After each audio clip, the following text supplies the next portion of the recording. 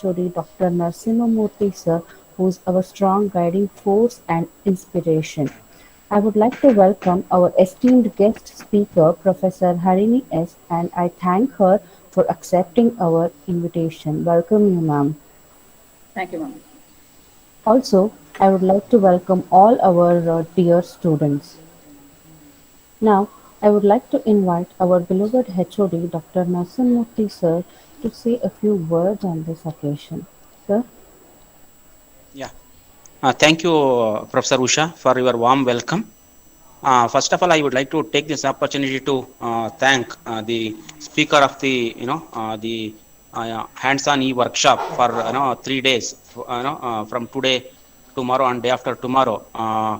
Harini from BNM Institute of Technology, from Department of Information Science and Engineering, for readily accepting our invitation and showing lot of interest and enthusiasm in delivering a hands-on workshop to our 7th semester students with respect to machine learning is concerned.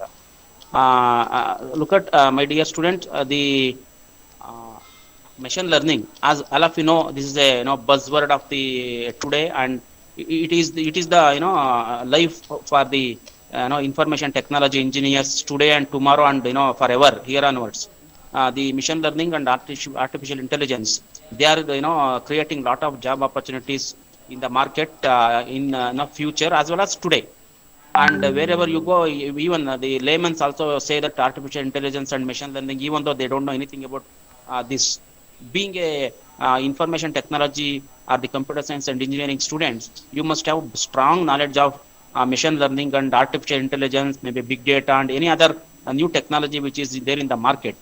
So in this direction, we thought, the department has thought, and the coordinators, Professor Usha and Professor Hemant, they really taken the interest in interacting with the professor from BNM Institute of Technology to take a 3 day session on machine learning, especially with respect to your own curriculum is concerned, which is there as part of your 7th semester lab as well as theory.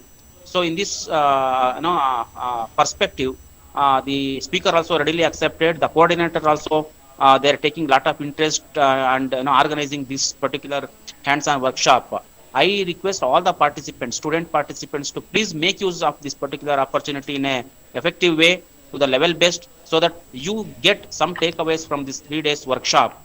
Nevertheless, we are not having face-to-face interaction, but no problem. We are having a technology to interact each other. So let us use this particular opportunity so that you get something out of this particular 3 day with respect to machine learning lab as well as theory is concerned.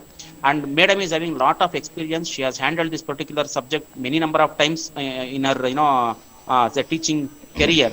So she is the right person to interact with you people, deliver a hands-on session, so that you get the best out of these 3 days, so that it will going to help you for your say job opportunities as well as with respect to curriculum is concerned. We are almost completing the lab portion in this particular 3 days almost, because already your teachers have done few of the things, and based on the fundamental knowledge of that, madam will going to deliver 3 days. And if anything is left out, say definitely we're going to take up that. And hope madam also is ready to answer all your queries, maybe doubts, so that your 3 days session will going to become very fruitful. And I request the participants to please interact, ask the doubts. If you are having any doubts, clarify all your doubts, so that you go with some takeaways after 3 days. So once again, I thank the speaker, Professor Harini madam, for accepting our invitation, and also the coordinators who have taken real interest in conducting this for the benefit of students. So I wish you all the very best. Wish you happy learning. Thank you. Thank you, sir. Thank you, sir. Now I request Professor Hemant sir to introduce our guest speaker, Professor Harini madam. Thank you, Usha madam. It's a great privilege to introduce my teacher, Professor Harini S. With 6+ years of experience in teaching and research, she has completed BE in 2010 and MTech in 2012 and pursuing her research work in computer science and engineering. She has worked as an assistant professor in Department of CSE, Saptagiri College of Engineering, and Currently, she is working as an assistant professor in Department of ISE in BNMIT, Bangalore. And the courses she has expertise in programming the web, software system software, compiler design, data structures, operating system, computer networks, and object oriented programming using C++. Also with the technical skills like programming languages, MySQL, C, C++, Java, web programming, and she has received a second rank in MTech. So it's great honor to have you as a resource person for machine learning, ma'am. And also I like to note she has received the third prize for her national conference presenting a paper titled Efficient K-means Clustering Algorithm on Heterogeneous Architecture. And adding on to that, she has a research publications in various national and international journals and also presented several papers in national and international conferences. And she is the part of some seminars, workshops attended throughout the year. I really thank ma'am for accepting our invitation to be the professor, to be the resource person for the sessions. Now I am handing over the session to you, ma'am. Thank you, Hemant sir. It's my pleasure to be the part of this workshop. I sincerely convey my regards to Dr. Narasimha Murthy sir, Head of the Department of Computer Science and Engineering, and the coordinators Hemant sir and Usha ma'am for the opportunity provided so that we teach students, and in the course even I learn a lot from the students, because students interaction is the key thing for our learning. So that's what I believe. So I request, is my sincere request to all the students present here, like your department and your college has taken such an effort to arrange and give you a workshop on machine learning, that too to cover the course content that you have in the current semester. So please make use of this opportunity, and please feel free to ask any doubts if you have. You can interrupt me at any point of time. Be interactive. Then only you will learn something, and even I get motivated in the further sessions. Thank you.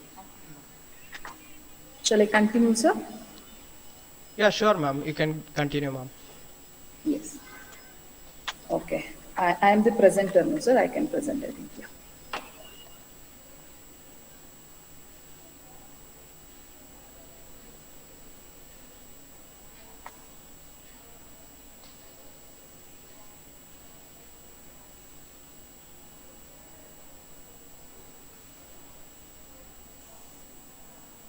Is the PPT visible, students? Yeah, it's visible, ma'am. Okay. So is my video on, sir, or it's off? I think only It's PPT on, will be ma'am. on. Okay. Let me just turn it off.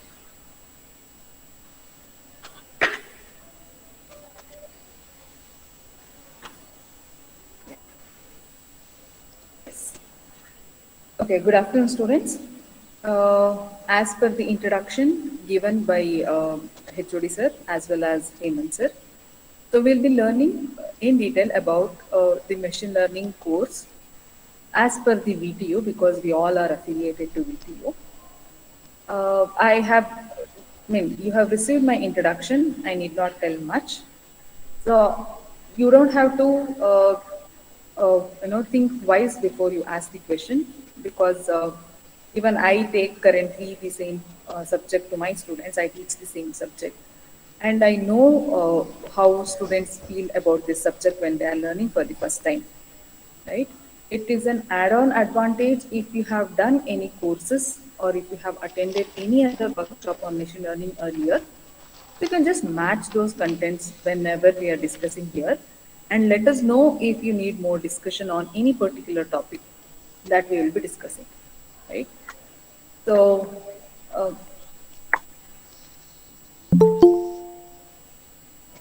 time, okay. This is what I had planned for today's course content, today's presentation. First, we will get an introduction of machine learning instead of directly going with the experiments, demonstration of the experiments. I thought I could give you a brief introduction of machine learning. Then we will take up your ID3 algorithm, iterative dichotomizer algorithm. We will first discuss the algorithm. We'll solve a problem.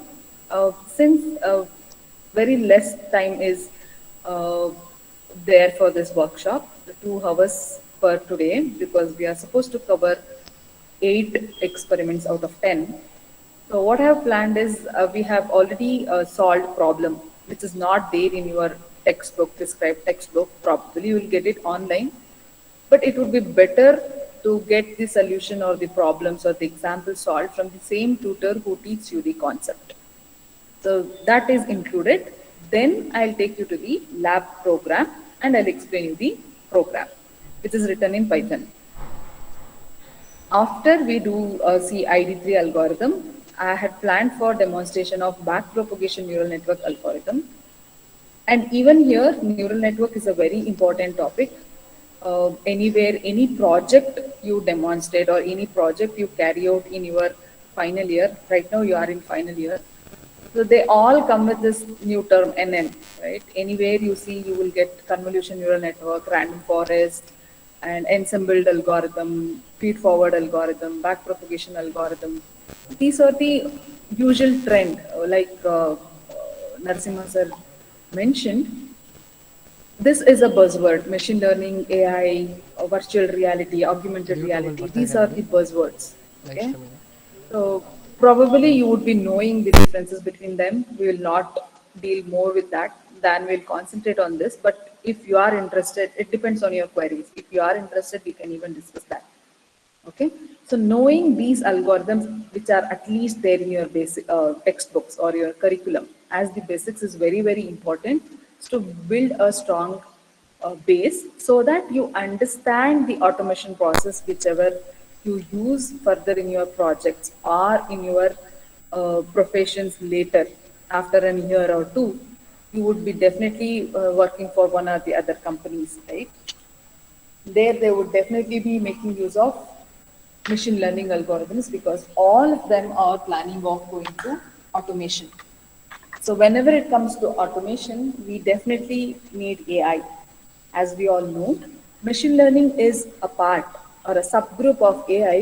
We should definitely have at least a basic knowledge of it because all the way we cannot take you to the advanced course. Hence, we have an introductory course here, which we will be discussing with the help of experiments. Okay? Yeah. So this is my usual way of defining any new term, and this is how I learn. So whichever the term I get first, I just try to understand from the terms itself what could be the meaning of it. We make some guesses, right? The same thing I have done here. Let us know what you mean by machine learning. So I have just divided into two different words which we already know very well: machine and learning. So what is a machine? We know that, right? We have seen many machines. We can just, even in your midway of your sleep, if we just wake you up and we ask, tell me some of the machines, you would easily tell, right? But which are designed for a specific purpose, right? Which makes the job of a human easier, right? Which has all kinds of unit in it. Mechanical would be there, electronics would be there, computer science would be there. Putting them together, make it to work or in a particular fashion. It's what we call it as machine. And what is learning? We are not new for this. From the day we have born, we started learning many things. Probably we started looking at our parents as the first thing, and we started learning that they are dearer to us. And we started loving them. Then we started to understand the language they started speaking. Then we also started to mimic it without their help. Probably now you would see your niece or nephew at home and their parents or your parents telling, see how fast he has learned or she has learned, right? But we would not know, we would not realize that they are learning all through some course, like could be by observing us or observing some, television media, television serials or cartoons or movies or even mobiles. They learn from all those, right? So they learn, they analyze, they just digest it, then they take actions. Like next time if such thing happens, this is what I should do. They do that analogy, right? So that's how the kids do. That's how even we humans have learned. So what is this machine learning then? So you might ask, ma'am, is that so simple like the way you are telling? Yes, it is so very simple. So just the term is new for us doesn't mean it should be complicated. We are the humans, we are making it as complicated. That's all. It's very simple. So putting these two terms together, machine and learning. So the way the human has learned, the whole process has taken. The same thing we need to do for the machine. So machine should do in the same way. Machine should learn in the same way. So what do you mean by that? It should see and understand something in front of it or which was given to it and digest it and later take some decision on its own without our help to guess this could be that. Okay, so I have a very beautiful example here. So you could see some images, right? So some images of, they are pencil and some of them are pen. Okay, so I want a human, for us it's easy because we have already learned. We have already learned. So the first row, we have two rows, right? So we will start with the first row. In the first row, first two are the images of pencil, third one is a pen. Similarly, in the last second row, first two are pencil and the third one is a pen. Right? We know that. Why? Because we have used pencil and pen and we have learned. Probably for the first time, if you go and give it to a kid, it will definitely ask, what is this? Right? So just imagine or assume your mission is something like that, a empty box or a kid, right? Which doesn't know anything about this. What is this pencil? What is this pen, right? So how will you make the machine to understand and tell me this is pencil, this is pen? So those who know some knowledge of machine learning or those who can just make some guesses can give answers. I want some responses. How will you make machine to understand, see this is pencil, this is pen? How could you do that?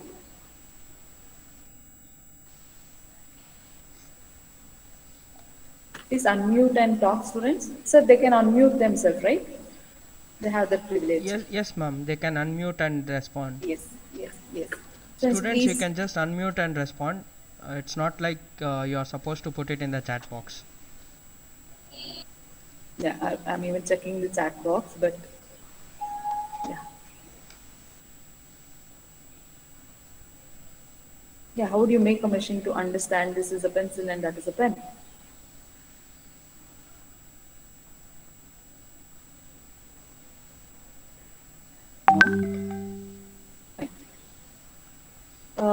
Probably, suppose I was taking for our ISC department BNM IT students, I would have called their names and asked them to answer, and until they answer, I wouldn't have proceeded. But okay, so we'll give that flexibility to you, but please feel free to ask, right? Yeah. So that's when the term feature comes into picture. Okay. So I'll just analyze the features. So this is how a pencil look like, right? These are the colors of the pencil possible. This is the color of the pen possible. Right? Only let us assume these are the only types of pencil and pen we have. That is the set of assumption we should always make. Okay, these are the only pencil and pens possible, available. That's all on the whole earth. Okay, and this is how a pencil nib will look like. It will normally not be of a metal. It is a graphite, and it will have some colors, and it will have something like in the front a wooden kind of appearance. Okay, usually it will be made of wood, but when it comes to pen, usually it is made up of plastic or some fiber or some metal, and pen point will be usually metal. It will not be of graphite, and it will come with some refills, or some will come with ink, right? And some will come with the button on the top where you have to press in. That wasn't be there in the pencil. Some pencil may come with eraser. Pen would never come with an eraser, right? So these are some of the features. This is what we call it as features. Nothing different, nothing much, big. So once you decide, see, what you may decide, you might decide like pencil could be of black color, pen could also be a black color. So you may think Color is not a good feature, so you can leave it off, right? So you can decide what all the features you are supposed to consider so that it gives you a good classification or differentiation between a pencil and a pen.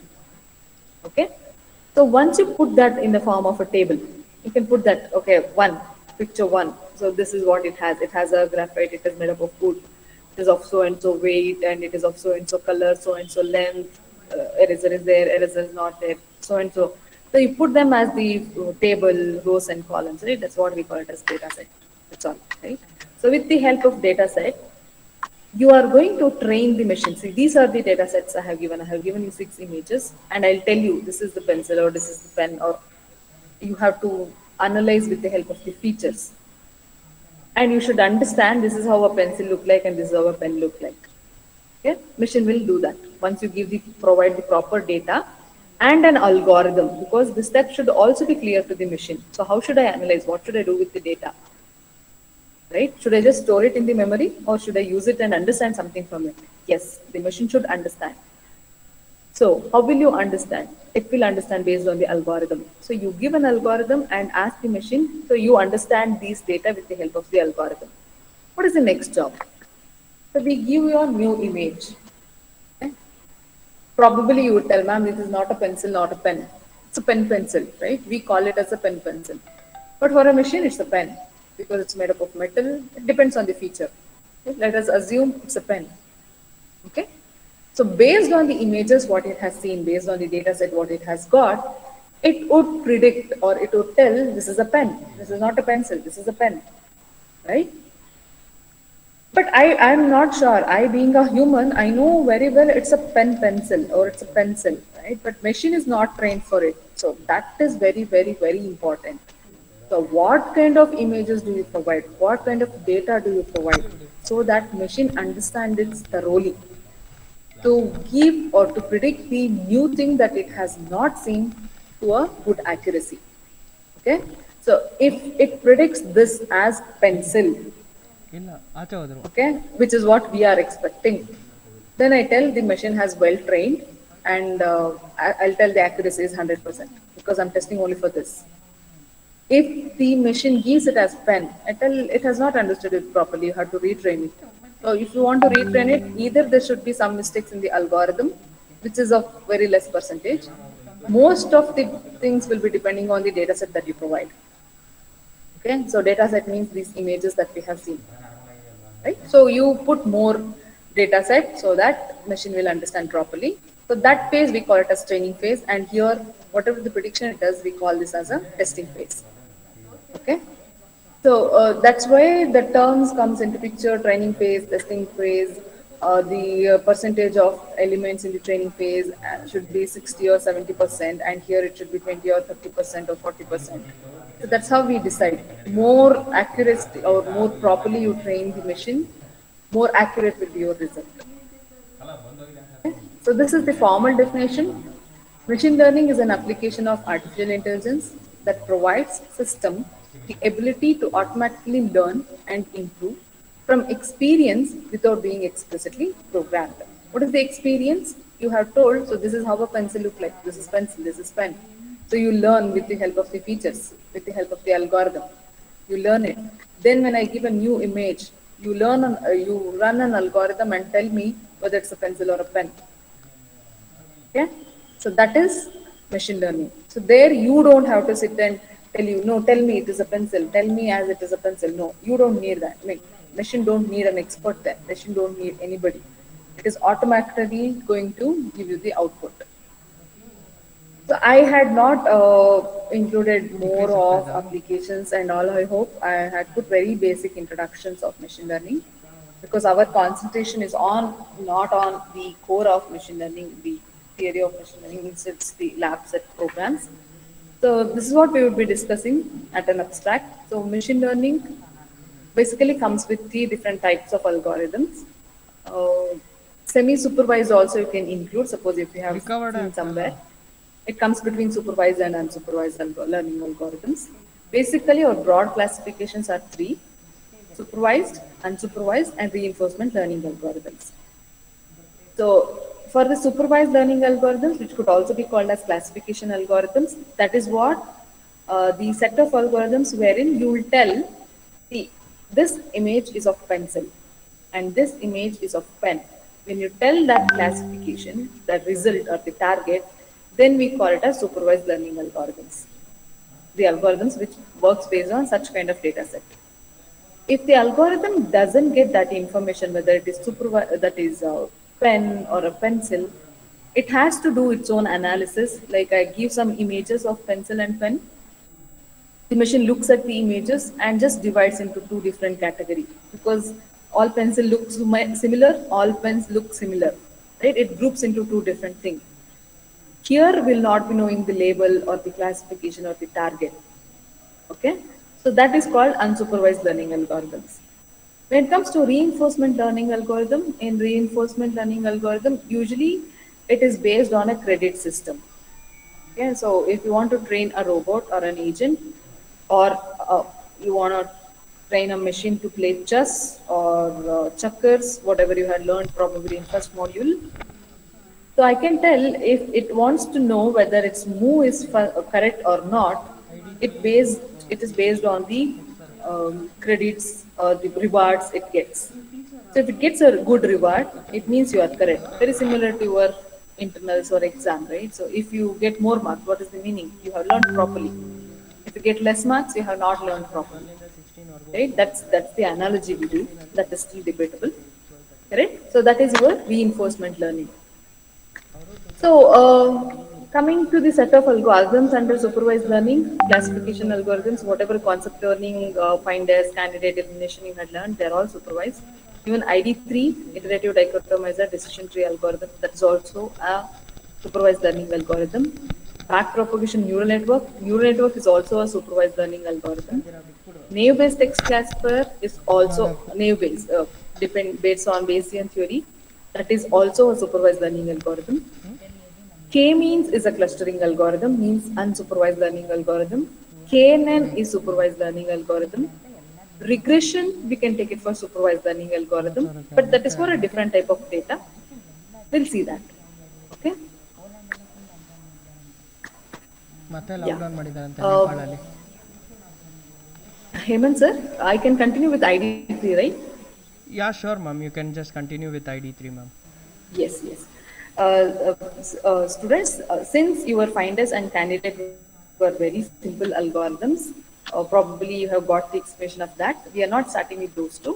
It's very simple. You can understand on your own also. We're just moving to the third program in your lab set, which is ID3 algorithm. A bit challenging algorithm and needs some time for you to understand and digest the program. That's why I have chosen this than going for BPNN straight away. So the problem statement is so that you have to write a program to demonstrate the working of decision tree based ID3 algorithm.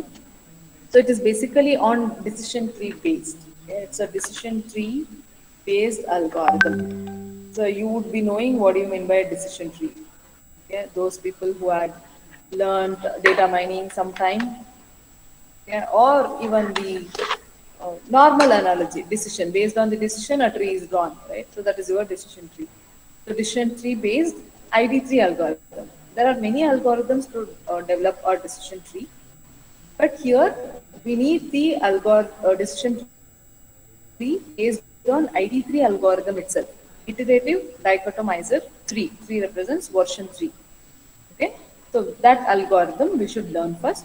Then use an appropriate data set for building the decision tree and apply this knowledge to classify a new sample. So this is your added task.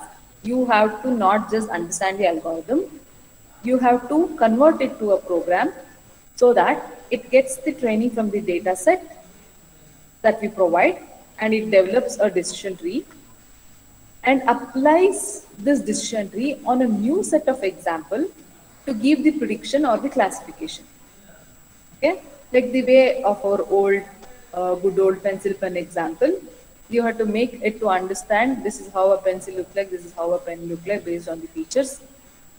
So based on the features or the 6 images you had given, it will draw a tree. And for the new pen, pencil or a pen what you give, it will analyze and predict it could be pencil or it could be pen. Definitely, we are not going to take that data set and understand. We are making our job simpler by considering the data set that is there in your textbook itself. Okay? So this is your input and the corresponding output. So this would be your input and this will be your partial output. I can call it as partial output. Why? Because other part they have mentioned that you should test it for the new set, right? So if that is given, then it becomes the complete output. So you can just look into your textbooks for this example. This is there in your textbook. It's a standard example. Any time you Google it, ID3, this is what you get because Michelle is like uh, a majorly used textbook throughout for machine learning. So this is an example from his book, prescribed textbook. So most of the times we get the same. But when you take data mining subjects or somewhere, there also you get to know decision tree. So there you get some more examples. Usually in your exams also they ask this question, even in theory. Okay. So D1 to D14, the column 1 is day. That is not our feature. I am not interested of that. I'm interested only of the other four attributes or the features: outlook, temperature, humidity, and wind. And the classification is lateness. So basically, this is a problem wherein you are going to predict for a new sample based on the values of outlook, temperature, humidity, and wind given, whether your friend or you are going to play the tennis. Okay, your friend uh, Rohit is going to play the tennis or not. Okay, so out these things, outlook, temperature, humidity, and wind, we call them as attributes. We call them attributes. Lateness, what we have, we call it as target concept, or we even sometimes call it as classification. Okay? Or we can even call it as label sometimes. Yes, that's why we call it as supervised learning algorithm because the classification is given. So what you should do, you should draw a tree like this. So how should you do? How should you programmatically do it? Or how is it actually done? How does ID3 algorithm work? All those things we'll just answer in a meanwhile. Okay. Look at this values. Outlook has three different type of value: sunny, overcast, and rain. Temperature has three values: hot, mild, and cool. Humidity also has only two values: high and normal. Even wind has two values: strong and weak. And obviously, Platonist has only binary classification. Please mind that ID3 iterative dichotomizer is usually used for binary classification. Not that it will not work for multiple classification, but it is meant for binary classification. Okay, there are other algorithms which you can use for multiple classification, like C4 or something. Okay, yeah. So these are the two terms. You can just look at them as terms because I'm not going in deep with the theory. So I'll just give you the formula that we use, and I'll tell you how to use this formula and compute the values and show you how the algorithm works with this value. Okay. The first one is entropy. Entropy is the measure of purity or impurity present in the sample. Okay. So in the sample, S is the sample. So you are going to measure the purity of the or impurity present in this sample S.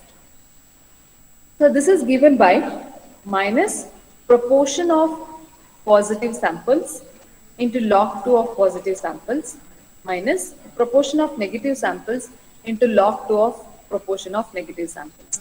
So what do you mean by this proportion? Suppose I consider this whole set D1 to D14 as the sample. This whole thing is called as one sample S. So suppose I'm finding out the entropy of this. I will be finding P plus, which is nothing but proportion of positive samples or probability of positive sample. What is the proportion of positive sample means? I call S as the positive class and I refer to no as the negative class. So what is the count of positive classification? I have 1, 2, 3, 4. 5, 6, 7, 8, 9. So I have 9 positive samples. What is the total sample size? Total sample size is 14. So the proportion of positive samples is 9 by 4. Similarly, the proportion of negative sample would be 5 by 14. I think I told 4 there. No, 9 by 14 and 5 by 14. Okay, this is the proportion of the whole sample. Okay, similarly, let us find out the proportion of the subsample when the outlook value is sunny. Outlook has 3 values, right? So, what are the rows where the outlook value is sunny? D1, D2, D8, D9 and D11. Let me write it here. D1, D2, D8, D9 and D11. Right? So these are the samples from the whole sample S. So this is my subsample. Subsample wherein outlook value is sunny. These are the rows which has outlook value as sunny. Okay. So here suppose I want to find out the proportion. You should be very careful because this is the part of your program as well as the algorithm and even in the problem. So here if I want to find out P plus, only out of these rows where I have outlook value as sunny like D1, D2, D8, D9 and D11, only out of those rows you have to count how many S are there. Okay. So D11, one S is here and D9, yes, D9, one more S is there. D1, D2 is no, D8 is also no. So it is 2. 2 by how much? It's not 14 students. It is only 5. 2 by 5.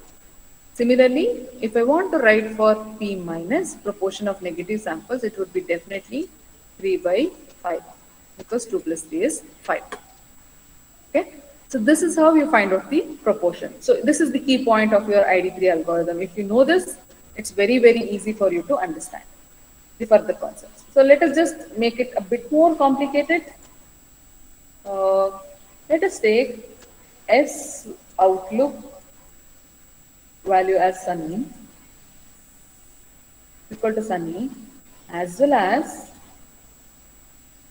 temperature is equal to hot. I want to find out the proportion there. Can you help me to do this? At least now can you speak?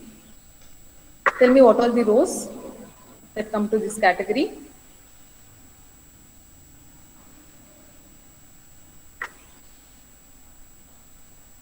What are all the rows that come to this category?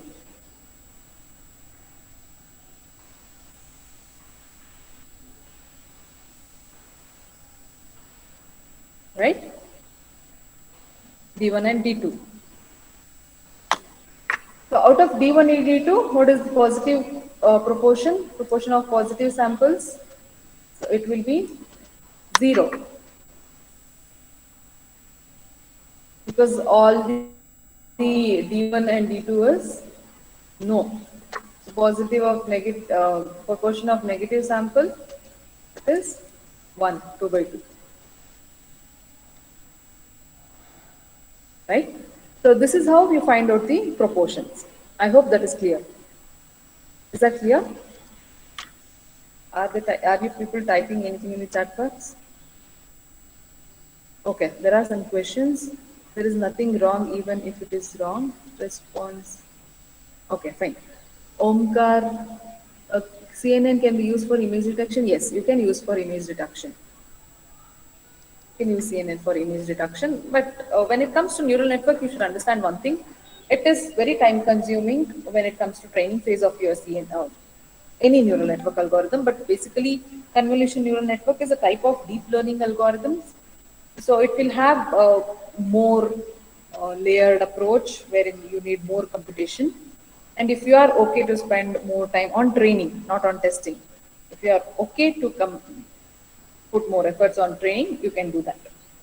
And it's a very good algorithm because the accuracy as per the researches going on, is actually good compared to any other algorithm like SVM and KNN, K-means. Compared to all these, CNN gives a better classification. Right? Will I continue, students? Yeah, so I hope you understood this proportion, this term, P plus and P minus. So you just have to make use of log 2. In the calculator, if you can't find log 2, please use log, suppose you have log, this math I need not teach you. I usually do this, my friend, to my students. Yeah. Log x to the base 10 by log y to the base 10. If you just apply this, you will get this. And you have to substitute it, and that gives the entropy of any sample. Okay, you can put the condition in the sample there, whether you have to consider the whole sample or sample with one specific value or multiple specific values, all those. Then we also depend on information gain. Okay, so information gain is actually a measure of removing the randomness from your entropy. Okay, so whatever the entropy you have calculated, from that it is the measure of the method of removing the randomness out of it. So that's why you can see it makes use of entropy and entropy. Okay, so it makes use of the entropy of the whole sample, and it does something else here. So what is that something else? We will see. So S represent the whole sample, A represent the attributes. The attribute with our example are outlook, temperature, humidity, and wind.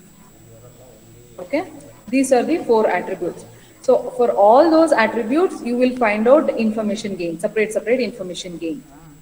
Okay, so this will use entropy of the whole sample minus summation of the entropy of all the values, means the subsample which this particular value. So what do you mean by that? Outlook has 3 values. What are they? Sunny, overcast, and rain. Right? These are the 3 values of your outlook. So for each of the value, we consider a subsample, the sample which has the value as sunny. Like that's why I showed you. Like outlook value as sunny, I have only 5 samples out of 14. Okay, that will be considered here, 5 by 14. The count of or length of such samples divided by the length of whole sample into entropy of SV, into entropy of such a sample. Okay, like the way I showed you, you have to find out the proportion. Similarly, you have to do it for overcast and you have to do it for rain. And you have to take the summation of all of them, subtract it by whole entropy. This I call it as weighted entropy also. I can call it as weighted entropy also. Okay, subtract it by the whole entropy, that gives you the information gain of outlook. Right? In the same way, you can find out the information gain of temperature, humidity, and wind. It may give you some values like X, Y, Z, and W. Some value will get. Okay. You may ask me, ma'am, why are you telling us all this? You are supposed to tell ID3, but why are you discussing all this? So this information gain is the basic or the key for ID3 based decision tree algorithm. Okay. So if you want to draw a decision tree based on ID3 based algorithm, so it is basically depending on these information gain. So what does it mean? You have to calculate the information gain for all the attributes, and you have to choose the best one out of it, means the one with the maximum value out of it, as the best attribute, and put it as the internal node or a root node. Like you can see here, outlook has become the root node. Why did we choose outlook only? It's not because it's first attribute in the table. It is because the information gain of outlook is more compared to the information gain of temperature, humidity, and wind. Hence, we put the outlook here. Then, further we do the same thing. Since we had already allotted output as the root node, we'll not consider the outlook for the further internal node. Means, while selecting humidity here, I'm not choosing outlook. Okay. So how are you drawing this internal node? So Outlook node will have three branches representing three different values. It has three values, so three different branches. If a branch can give a clear classification on its own, you don't need a further node like humidity. You don't need it at overcast. Why? So whenever it is overcast, it is always yes. So overcast, it's S. Overcast, it's S. And again in D12 and D13, it is always yes. So you don't need a further node here. But when it comes to sunny, some samples with outlook as sunny are no and some of them are yes. So you need further help from one or the other attribute. That's when you have to find out the information gain again. I repeat, you have to find out the information gain again for this subsample where the outlook value is sunny. Means you will be considering only D1, D2, D8, D9 and D11. Similarly, you have to do it here. Okay. And again, please remember one thing. Once you use an attribute here, like outlook is taken here, humidity is taken here, to find out which attribute fits in here, you don't have to consider outlook and humidity again. You just have to consider the remaining attributes, which are temperature and wind. And you have to find out the information gain of only temperature and wind. Anything is having greater value will become the node. Okay.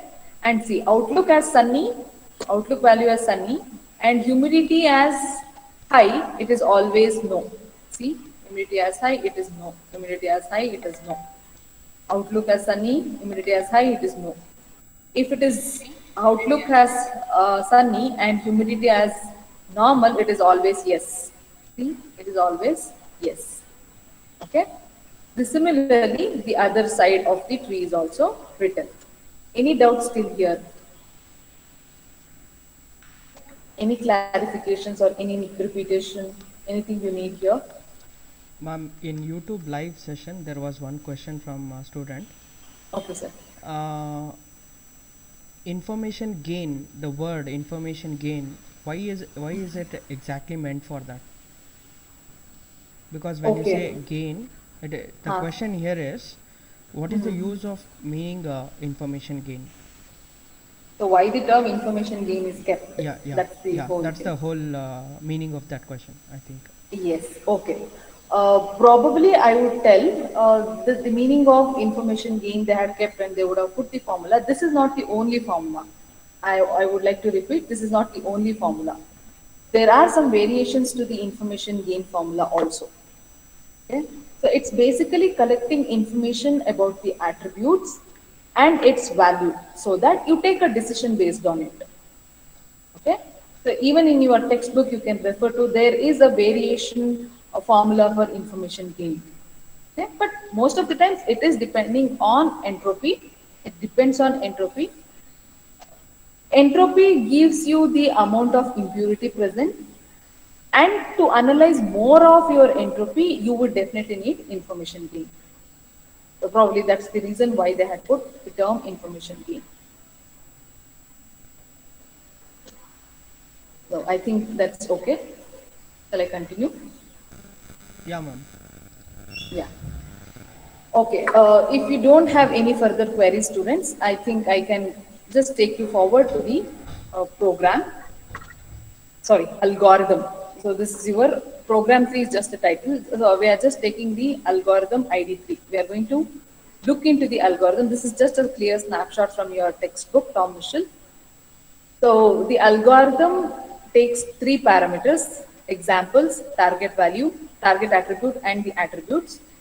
Examples are all the D1 to D14, any example. You can take any data set to run on this. Please keep that in mind. It's binary classification. It works very well for binary classification. And target attribute means the classification, the last column, and the attributes. Okay, outlook, temperature, humidity, wind, those are the examples of attribute. Lateness is the target attribute. Example is all D1 to D14, what we saw. Okay, that's what is explained here. So you are going to draw a decision tree for that, which would look like something that we just saw now in the previous slides. Okay. So what do? You have to create a root node for the tree. So to begin with the tree, we have seen binary trees, binary search trees, red black tree, ABL tree, more of the trees in your data structures, right? So it's a non-linear data structure. So to start with a tree, you definitely need a root node. So that's when you have to spend time and concentrate more to select the root node or any internal node. Okay. So you are creating an empty just a root node.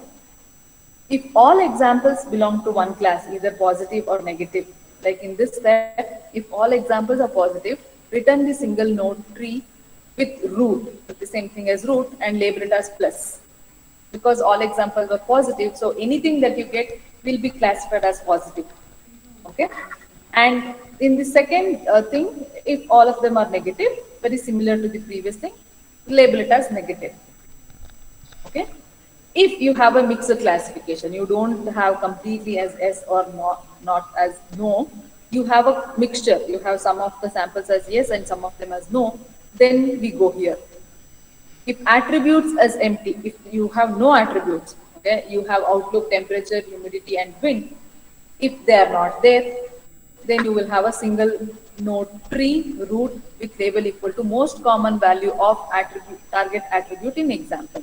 What do you mean by most common? This is also one more key point which we use in your program. Most common value of target attributes in example means, suppose you, in the example that we saw, there were 9 S and 5 no. Okay. So this 9S is maximum, right? This is the most common classification, target attribute value. So you can just assign that if the attribute is empty, right? So basically these three things works as a termination condition for your recursive algorithm. This is exactly a recursive algorithm. You have a recursive procedure call here. See here, here you have a recursive procedure call. Okay. So probably you remember that anytime you write a recursive program or an algorithm, it should have a clear termination condition or else it will just go infinite. Correct? So we will be having the termination conditions like this, these three, right? So if these three are not true, we will go to the otherwise section. Otherwise, we will assign A as one of the attribute from the attribute set that has the best classification that classifies the examples at the best way. That is the best classifier. Means what? They had not mentioned how to use entropy or information gain here because as I told, this is a general ID3 algorithm. Information gain and entropy or one specific things what we have followed and we have implemented. Probably you would have seen the problems or issues of decision tree. It has a problem of overfitting and it has the problem of missing attribute value. It has a problem of errors in the errors in the data set. In all such cases, such information gain formula may not work. So that's why they had not specified how do you classify the best attribute. They're just given it as in a general form. But we will follow the two formulae what I showed you, the entropy and information gain, because we will consider very simple data set, which will have all attribute value, which will not overfit the training example, and which will not have any errors. Okay. So here itself, you have to find out the information gain of the attributes and choose the one which has the maximum information gain and assign it as A. Okay. So you make that as a root node. Then for each possible value Vi of A. So suppose I consider Outlook has the highest value in our example. Outlook has three values, right? So it has three values, sunny, overcast and rain. So for each one of them, you are running this one. Okay. Add a new tree branch below root corresponding to the test A is equal to Vi. So three branches because it will have three values. Suppose it has two values, it will have two branches. Let examples of Vi. So you will consider a subsample or a subset. That's why I made you to analyze the proportion before we go with the information gain. So you should know it how to select the subset clearly. Subset of examples that have Vi for A. So the value of the attribute should be Vi. If examples Vi is empty, Then below this new branch, add a leaf node with the label equal to most common value of the target attribute in example. Like in our overcast, right away we had put S, correct? So if it is empty, means there are no examples only and that particular classification, you can just put whichever is common in the whole sample. Else, okay, this will come here. That's a mistake. This will come here. Okay. Else, below this new branch, add the subtree. You are going to add this subtree by calling the id3 function recursively. Okay. The things what you should observe here is this one. It is not just examples, it's examples of VI, examples specific to that attribute value. Suppose you are running for overcast value as sunny, sorry, outlook value as sunny. Only those 5 rows where the outlook value is sunny will be passed, and target attribute, which will be the plate is the last column, and attributes minus A. So attributes will be outlook, temperature, humidity and wind minus outlook, because outlook we had already put here. That's what I said. Once it is considered as an internal node in the tree, we will not consider again to be the internal node in any part of the tree. Those are the key points of your ID3. Is the algorithm clear? Is the algorithm clear? Shall I continue? Yes, ma'am, you can continue, ma'am. Sir. I hope, yeah. So let us just switch to the program. Is the spider window visible, sir? Yes, ma'am, it's visible. Yeah. Students, I have used Spider, which is light-weighted application or IDE in your Anaconda. But you can even use Jupyter Notepad, or you can even use the other similar softwares that support your Python, or you can even use it with your commands. Okay. Probably you're not new for Python, so I don't want to talk much on it. It's an interpreted language. So, and indentation is very, very important. It follows a slightly different syntax. Indentation is very, very, very important. And it has a feature of returning two values, which most of the programming language don't support.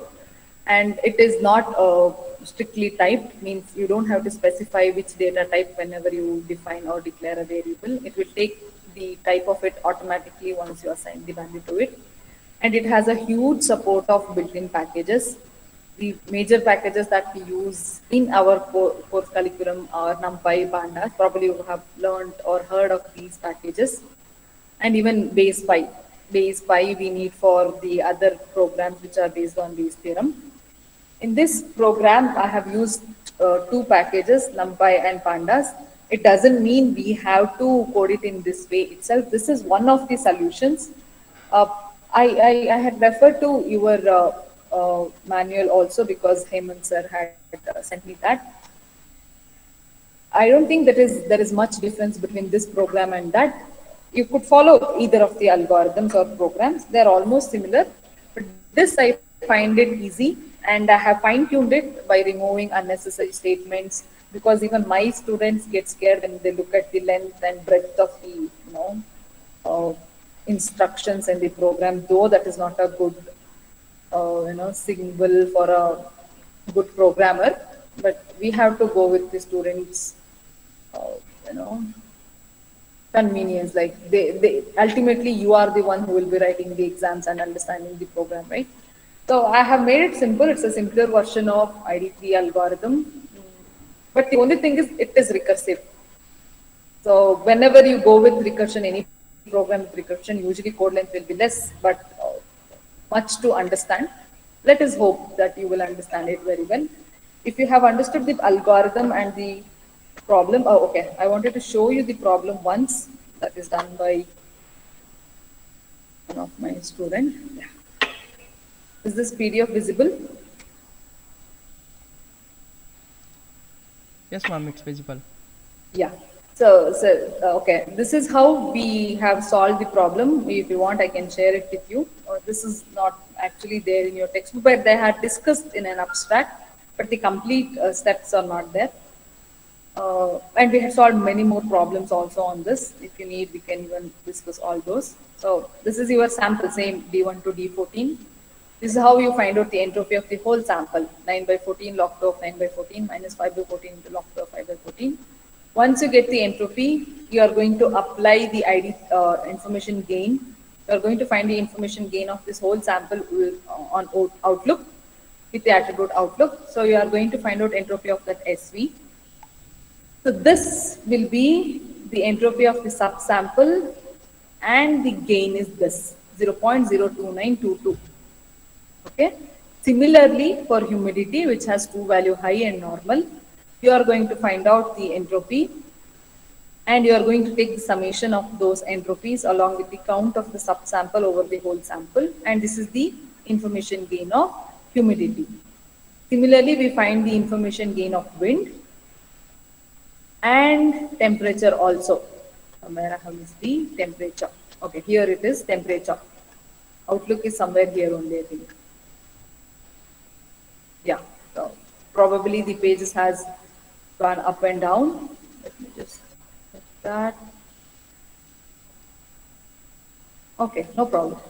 So based on the values of the information gains of all of them, this is very clearly written. Gain is comma outlook is highest, hence it's selected as the root node, and it can give the clear classification with overcast, but for sunny and rainy it will not. Hence you have to find out S of sunny and temperature, S of sunny and humidity, S of sunny with wind, the gains again. Okay, so you apply the formulae and you find out the information gain of S over sunny subsample with temperature value or temperature attribute. Similarly for humidity and wind, what we observe here is highest value is for humidity, hence humidity comes as the attribute here. Please observe, I have not calculated information gain of outlook again. Only for these three I had calculated. It gives the classification for the subsample where outlook value is sunny and humidity value is high and normal. If it is high, all the way it is no. If it is normal, all the way it is yes. So we repeat the same thing for outlook value as rain. So we will find out the information gain of all those things, and we'll end up with this particular tree, right? So your program also does the same, but what we should understand is drawing the tree programmatically is quite difficult. So instead of drawing the tree, we are taking the help of dictionary. Okay, so probably you would have heard about dictionary. If not the Python data structure dictionary, probably the vocabulary or the English dictionary, right? So how will it have? It will have A as the key and all the words following your A, right? And then you have B with all the words following B. So it's basically a key bar value pair. So here also the dictionary follows the same nature, which is key bar value pair. Okay, here you can see it's a key bar value pair. Key is the node, value is its subtree. Outlook is the key, its value is subtree following that. Okay, 0 represents outlook, sorry, overcast. 1 represents, sorry, 0 represents sunny, 1 represents overcast, and 2 represents rain. Right? So I'll show you the data set. This is how a data set looks like. We are not taking the text data set to make our job simpler. That's all. Very simple. We don't want to complicate our job. That's why the data set is taken in the numerical form than in the text form. Means for Outlook, the first column is for Outlook. 0 represents the one value, which is overcast. Sunny. 1 represents sunny, 0 represents sunny, 1 represents overcast, 2 represents rain. Okay. Similarly for temperature, whatever the values you have, high, medium and cool. So those are the values. So T different values, starting with the first one as 0, the other two option 1, 2. So that similarly we have just converted that textual or verbal data set into this numerical form. And again, so this is our first row, but we don't have the actual value. So from here, 1, 2, 3, 4, 5, 6, 7, 8, 9, 10, 11, 12, 13, 14. These are used for training. The other two are used for testing. Okay, first 14 are used for training, which is same as your textbook value, converted into numerical form. The tree will be constructed for this. Then these two are used to give the prediction. Okay. So with that basic, and this is how the output looks like. So this is the tree. So what is the meaning of the tree? When outlook value is sunny, it has to test humidity. If humidity is high, the value is no. And if humidity is normal, the value is yes. Okay. And if outlook value is overcast, it's always yes. If outlook value is rain, I should test wind.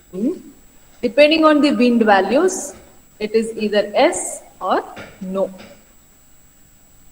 Okay, this is how a tree is constructed, right? Then, what is this prediction? After this tree is constructed, we are going to just compare in this tree and figure out whether the classification for the last two is same. If the classification for last two given by the tree is same, then the accuracy will be 100%. Like in this case, it is supposed to be 0, 1, right? So I just change it to 0, and you can just see here, it becomes 50%. See, the accuracy is 50%. Because what we are expecting is 1, but what we have received was 0 from the program, hence the accuracy will reduce. Okay. So coming to the program, so the data set, we have pandas, PD. Harini ma'am, Yes, sir. sorry to interrupt. There No is one problem. question in YouTube live. Huh. It says that go back to your programming, ma'am. Okay. Here, the question is something like this. They have mentioned humidity 0.0, 0.0, 1.0, 1.0. But do we get a value or a name, hot, cold, when something like that, hot, cold? Do we Yes, get yes, a yes. value if we mention the data set as hot, cold, something like that? Yeah, you can do that. It's not a issue. Like that's what I told. We are making the program very simple by converting the text value to a numerical value. If you take text value, whenever you compare, you have to compare it as the text which is case sensitive. If by mistake you give a different case, instead of a hot value as H capital OT, instead of that you give H in the lowercase OT, it will not work. It will just give a mismatch. Okay. Since there is a maximum chance the student will do that, we have changed it to numerical value and we are doing with this numericals. But the meaning remains same.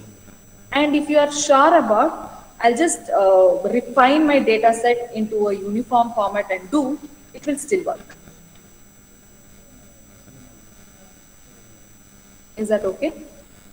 Yeah, ma'am, fine. The only doubt is here there you are getting a floating point number, that is 0.0, 0.0, 1.0. Is that Yeah, same yeah, as yeah. 0, 1, 0?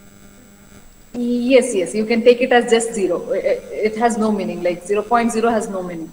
It means zero only. Okay, ma'am, fine. Yeah, it means zero. Just by by the flow, it has become float. Means we have not chucked to be make it as integer, but it has same meaning. 0.0 means zero. Okay, 1.0 means one. That will not make any much difference. Okay, yeah. Okay.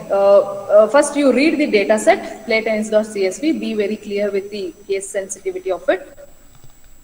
I'm just printing it for our purpose, and these are the attributes that we have. And these are the functions. Def represents the user defined function. So obviously the control will not go to the function until unless we call. So we have some 6 functions. So I'll just straight away come out of the function which is here. So train test split of data set.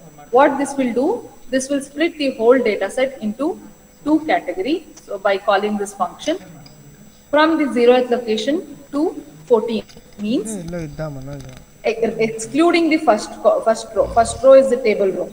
Means it's a table header that will not be considered. So I can just show you here. So this is what is taken. Okay.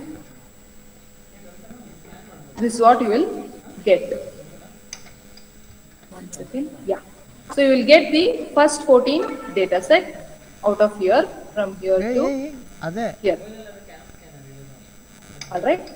Then what will happen? Cam scanner ಬೇಡವಾ? That will be assigned to training data. So your training data ಇದು after ಮಾಡ್ಬೇಕು, the pay function ಮಾಡ್ಬೇಕು. written will be having first 14 data sets. You're just printing it and then you're calling ID3 algorithm. Separate So separate this plus ಲಾಸ್ಟಲ್ಲಿ ID3 zip filed. algorithm is taking three parameters ನಾನು ಮಾಡಿದೆ. mandatorily and it has some three parameters as default ಲಾಸ್ಟಲ್ಲಿ in the zip file. definition.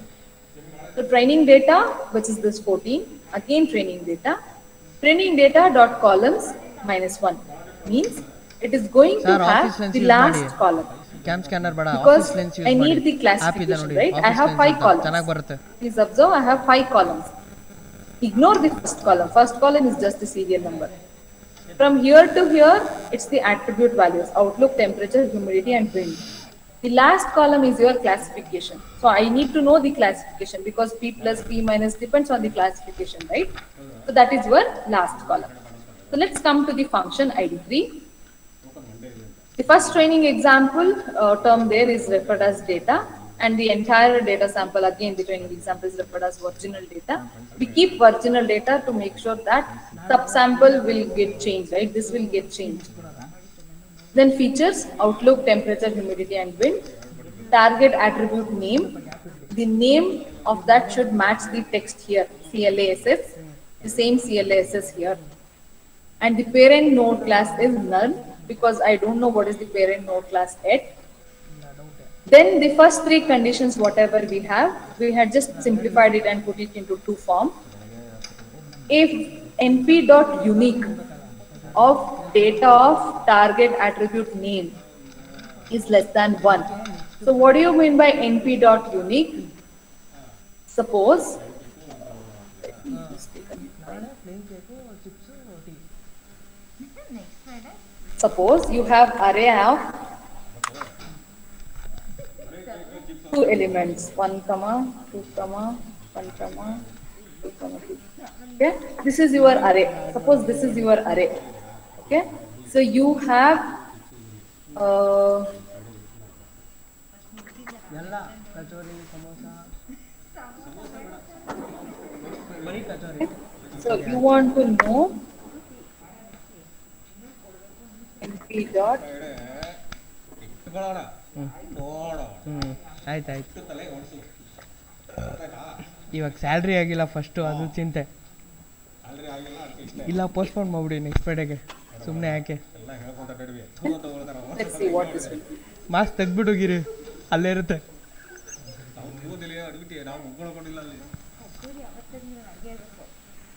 ಹಂಗೆ ಹಂಗೆ ಇರುತ್ತೆ.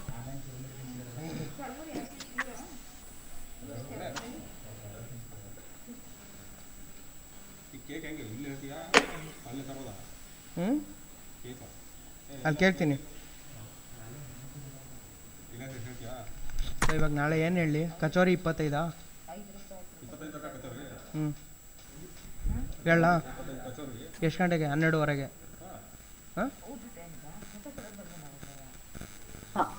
See here, what is the output you have got? 1 and 2. Means out of this array, what are the unique elements you are asking? ನಾಳೆ Okay. So, though I have high elements, unique elements are 1 and 2. 11 ಗಂಟೆಗೆ ತಿನ್ನಲ್ವಾ? Okay, that is one thing you should understand. There is one more thing that we use, return counts equal to true. Okay? ಅದೇ This. ಆಯಿತು. 3 ಗಂಟೆಗೆ ಅಂತ ಹೇಳಲಾ? ಎಷ್ಟು? 25 ಕಚೋರಿ, ಆಮೇಲೆ chips ಅವ್ರು ತರ್ತಾರೆ, ಆಮೇಲೆ ಟೀ. ಸರಿ ಆಯ್ತು. 25 ಕಚೋರಿ ಹೇಳ್ಬಿಡ್ಲ ಅವ್ರಿಗೆ? See now. So what is the meaning of the output here? This is very, very important, students. Most of the times, even my students would feel it difficult with these two functions. It's very simple. It's a very simple function. See, my array has 2 elements, 1 and 2. They are the unique elements. So it is giving me 1 and 2. Okay? And it is telling how many number of ones are there, how many number of twos are there by counting it. That is return counts equal to true. If you set the argument return count as true, it will give the count of unique elements in the array. 30 ಬೇಡ ಜಾಸ್ತಿ ಆಗುತ್ತೆ 25 Okay. ಜಾಸ್ತಿ ನಮಗೆ So if ಅದಕ್ಕೆ you want to 25 refer to ಕೊಡಿ this, you have to use, see, this ಸರಿ also had come in the 25 braces. ನಾನು You can see that. ನಾಳೆನೇ ಕೊಡ್ಲಾ ಅಥವಾ Okay. ಸಂಜೆ ಬಂದು So ಕೊಡ್ಲಾ this array, if you want to refer to, you have to use the index 0. ಸರಿ ಸರಿ This array, if you want to refer to, you have to use the index 1. 0 for this array and 1 for ಇವಾಗ this array. ಹೋಗ್ಬೇಕಾದ್ರೆ plain cake That's the key point. Order ಕೊಟ್ಬಿಟ್ಟು ಹೋಗ್ಬಿಡ್ತೀನಿ ನಾಳೆ ಕಾಸು ಕೊಟ್ಟು Right? ತೊಗೊಂಡ್ಬರ್ತೀನಿ Okay. So now what am I doing? I'm checking cream how many target attribute names are there. In target attribute means the last column, class, which will have 0 or 1. I'm checking if that length of it is less than equal to Sir. 1. Sir ಇಷ್ಟು Okay? ದಪ್ಪ ಇರಲ್ಲ sir If ಇಷ್ಟು there is only one type of ಇಷ್ಟು classification, like all of them are S, ಇಷ್ಟು ಉದ್ದ ಇರಲಿ length will be obviously 1. ಒಬ್ರು ತಿನ್ನೋ If there are no classification, no data, nothing is given, it will be 0. That's all. ಅದೇ ಅಷ್ಟು ದಪ್ಪ ಬಂದ್ರೆ If some of them are yes and some of them are no, if condition will be false. 2 kg ಬಂದ್ರೆ 2 Okay? kg If all of them are yes or all of them are no, Yeah, 25 that's what the first two conditions in the algorithm. We just return that. Hmm hmm So whatever the ಸ್ವಲ್ಪ value we ಉದ್ದ have, unique value we have, we just return. It will be yes or it will be no. ಜಾಸ್ತಿನೇ ಆಗುತ್ತಲ್ವಾ Okay? ಇಲ್ಲಿ ಬಿಡಿ So if that is not the case, if length of features is equal to 0, means you have attributes are nothing but features here. So you have 4 attributes, outlook, temperature, humidity, and wind. If all of them you had put into one or the other internal nodes, ಅದನ್ನೇ ತಿಂತೀರಾ then the length of the feature will become 0. So once it becomes 0, it is also a termination condition. You just return the parent class node. Initially it is null, we will update it here. Right? If these two are not the cases, you go to the actual else part. In the else part, what do? You take the unique of data attribute name, comma, return counts equal to true. So one of this, what will it give? It will give you the count of unique values, 9 by 5, 9 and 5. ಬರ್ತಾ ಇದೆ ನೋಡಿ Okay? Then you are taking the maximum of that unique value, which is nothing but 9. Right? The value of that 9 is 1. Means you got to know some value are 9 in number, some value are 5 in number, but you want to know which value is 9 in number. Okay? So that's what I'm doing here. Max NP of unique of data of target attribute name, index maximum unit TA. So if I give that, it will give me 1, means the classification as yes. That's the parent node classification. Means the one with the, like you had the step in your algorithm, right, which has the common classification, that will be written. Right? Then what you do, you are going to find out the information gain for each and every feature in features. This is quite a new syntax for you. This is an list. In the list, I can give a function call and I can give a for loop. This function call works based on this for loop. So it is not starting from here, instead it is starting from here. For every feature in features, you have outlook, temperature, humidity and wind. For each one of them, it is going to call the function information gain with these arguments. The whole data, the feature, outlook one time, next time humidity, like that. And the target attribute name, the last column. Okay? So that is passed. Here is your information gain. We know how the formula are implemented. So information gain in turn calls entropy. And with the help of entropy, it has to, this function will call for entropy. This is very simple. The whole formula, whatever we have seen, is applied here. Actual formula is applied here. Log 2 of C here, log 2 of that is there. For I in range of length of elements, you are going to apply. So this becomes the entropy of the whole sample S minus, I have to take this summation of length of samples with the value V by whole sample into entropy of that particular subsample. So that is your weighted entropy. To subtract the total entropy minus weighted entropy. So that will be your information gain that will be written. So this item values will accumulate all those information gains of each and every attribute. And then you take the best by taking the maximum out of it. To get the maximum, at information gain attribute. So that becomes the best feature in the tree. Tree is a dictionary, it got a key. Now the value is empty.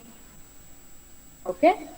You repeat it with features, I for I in features. If I is not a best feature, you will take out the feature whichever you have already selected from the features array, which had four: outlook, temperature, humidity, and wind.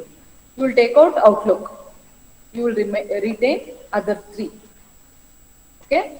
For these other three, we are going to have a for loop, and you are going to check if the at data of best feature is equal to value. Then you are going to drop means if any value is missing, you are going to ignore that. Okay. You select only those values where outlook value will be best feature. Then you are going to call the ID3 algorithm recursively. In this ID3 algorithm, you are going to send this sub data. Okay. So best feature has three values: sunny, overcast, and sunny, overcast, and rain. So the sub data will be initially best feature value will be best feature will be value. Value if it is sunny, then the sub data will be only those 5 rows where the outlook value is sunny. In the next for loop, subdata will be only those rows where outlook value is overcast. In the next iteration of for loop, it will be only rain. So ID3 will be called for each one of them. It again works in the same fashion, and you put the things together. By now, the tree will be constructed. Okay. To this constructed tree, you are going to predict for the new set of examples, that is last 2 rows, 15 and 16th row, which will be numerically 16 and 17 in our example. Okay. And what you could see here is these things I'm sending, the last 2 rows. I'm calling test. Your test will test in the record, means the dictionary. It will create a predicted column as a data frame, pandas data frame, which is nothing but table or row column made up of rows and columns. It will be keep adding the predicted value. At the end, we compare the predicted value. If the actual class, data's class, and the predicted value are equal, you count it as 1. If they are not equal, you count it as 0. That is divided by the length of data into 100. That gives you the accuracy, which is printed here as 50% or 100%. Okay. So that is your program ID3. I accept I couldn't tell you in detail with each and every function. If we go in that fashion for the whole day, I can complete only one program. So is that okay, or you want further query? If you have any further query about any function, you can ask me. Any particular function here. To dict how it works, or iLocation how it works, I'm okay to answer it.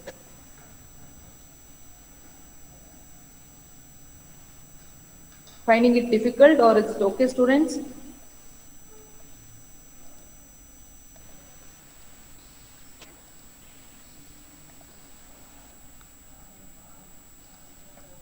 Ma'am, go ahead, ma'am. They'll put it in the chat box. Okay, okay. Let me know, sir, if they have any difficulty, please let me know. Sure, ma'am. Let me just go with the next program. Yeah. Next program is to build an artificial neural network by implementing backpropagation algorithm and test the same using appropriate data set. Okay. So this is a neural network. This is how a neural network look like. Usually it will have multiple layers, wherein perceptron is the unit. We are not talking much on it. So input layer is one of the first layer, input layer, hidden layer, and the output layer. So this is how they are connected, one to all. So X with all the hidden layer units, and from the hidden layer unit to the another hidden layer unit, and finally to the output layer. From here you get the output. Okay. When is neural network actually suggested? What is neural network? Artificial neural network is a way of mimicking the human neural network that we have in our brains. So the analogy or the objective of this is to mimic and take decisions in such a way that human neural network takes. Even in human network, you could see some neurons and nerve cells are there which are interconnected. Same thing are depicted with the help of the units here in the different layer. You can assume these round circles or nodes as your nerve cells. They are connected to other nerve cells or other units. And to pass the information, there should be an excitation or an activation happening in your neural network. Even in our brains, that's what we tell. A signal has passed from one nerve cell to another cell. That to that, to that, there should be an excitation or activation uh, function or automatic thing that happens in our human brain, but there we explicitly call the function. Okay, and the data, this neural network is actually suitable for the data set which are continuous in value. Okay, continuous value data set. But when it comes to the previous one, or decision tree algorithm, we can use discrete values. Okay, here we have to use, we can go with data where they are continuous value, like images. One of your friends asked me, "Man, can for image detection, can we go with your convolutional neural network?" Definitely. Neural networks are meant for those data sets which are continuous. Image are continuous, video are continuous, sensor data are continuous. Okay, these are continuous data set. So you can give continuous data and train your neural network so that it predicts properly. So what do you mean by training the neural network? Again, this is a classification algorithm. So that if I take only two input x1, x2 and only one output y, I will have a clear value. Suppose x1 value is 1, it's a zero point 0.1 and x2 as zero point 0.2, y will be something like 0.15. I don't know why or I don't know how. So this is the data I have. So with these two inputs, this should be the output. Best example for neural network is your self-driving cars like Tesla or Mercedes. They have implemented, right? They will mount a camera in front of the car, and it will be capturing the videos, and without a human, it will drive. So it has got the continuous data, which is video or streams of images. The output is the movement of the steering, which has been observed by, by observing humans taking decision. Okay, that has been created as a data set and that has been inputted. So how much should we rotate the steering? How much should we go straight, or how steep we should rotate the steering? That's the basic thing. Without bombarding to anybody or causing any accident, it should move to a longer distance. That's the objective of a self-driving car. There and all you can use neural network. So this is the basic diagram of a multi-layer neural network. It will be a, suppose x1, x2, xn are the inputs. Here I have y or o as the output. What happens in between? So these x1, x2, x3 are the input layer unit. They are all connected to something called as a hidden layer unit or one more unit, which are associated with weight. Each edges here are associated with weight. Weight term tells you to what extent this x1 is contributing to the output. Okay, weight term helps you to understand to what extent the input is contributing for the output. Okay, so how do I find out the output? One easy method is to just take a linear combination. Linear combination means x1 w1 plus x2 w2 plus x3 w3, like that. Okay, this is added with a bias w0. Bias we normally keep so that we get very less error and we don't miss the global minima. And this is my output. Okay, I don't take straight away the same output. Ma'am, Instead, sir. there is one more question in YouTube. Could you please be more clear on weights? Okay. They need more explanation on weights. Yeah, wait, how it is linked to X1, why it is considered to be as weights? Okay. See, I will be taking that input. Let's say it's a self-driving car. So I get an image, right? So I get an image like this. Image, we know it's a form of a matrix, correct? So when I take image as the input, so I could take each pixel as a input. So it is suppose 250 bar 250. Okay, each pixel is an input to your neural network. But each of the pixel are not required to take your decision, might not be needed to take a decision. Right? There could be some major pixels which will be playing an important role. Okay? So I cannot control that because these are the inputs. I cannot change the input. What I could control the amount or the extent to which I should give importance to it or they contribute to the output. So that thing I do with the help of the weight. Okay? So that contribution of the input to get the given output. I know what should be the output. That's why we call it as a supervised learning algorithm.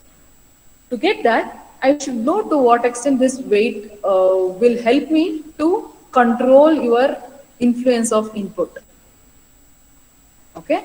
That's why we use the weight term W1, W2 to Wn. Right? Is that clear? Is that randomly generated values or Yeah, we will predefined? talk about weights now. Like, how do you get the values for weight? We will discuss. Okay, ma'am, fine. Okay, so I thought the question was why is that weight term there? So Yeah, this it is the was. reason why weight term is there. It was the question. My question is, it is randomly taken or Yes, it is predefined? initially we take it randomly. Later, with the help of any algorithm, we tune it. It depends on the algorithm. How do you tune it? So initially, it will be definitely random, sir. Random small values. Okay, so we initialize with random values, then we tune it so that we get the same output as we are uh, given, as we have already in hand, right? So what you have in this part is the activation function, like the way I told in human now cell or now brain, to pass a signal from one cell to other cell, there should be something like activation or excitation to happen.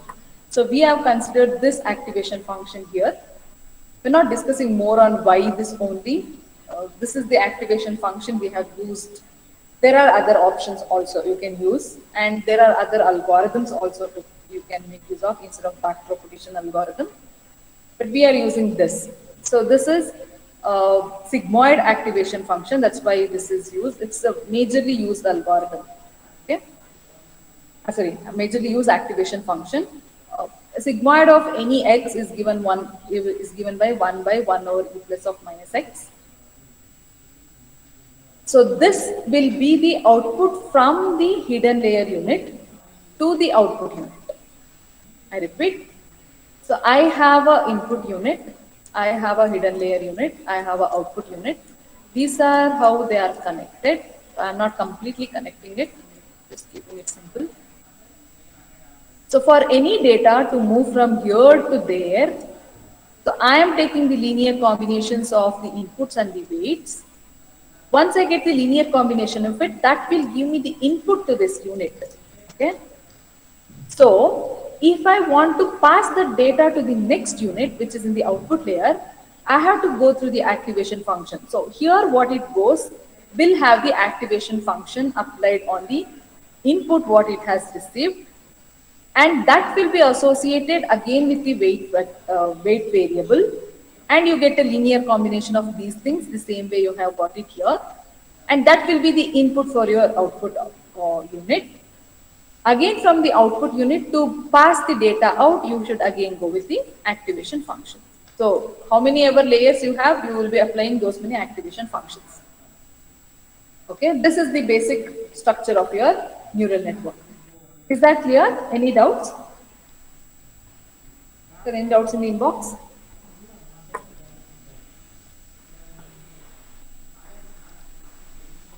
No, ma'am, you can proceed, ma'am.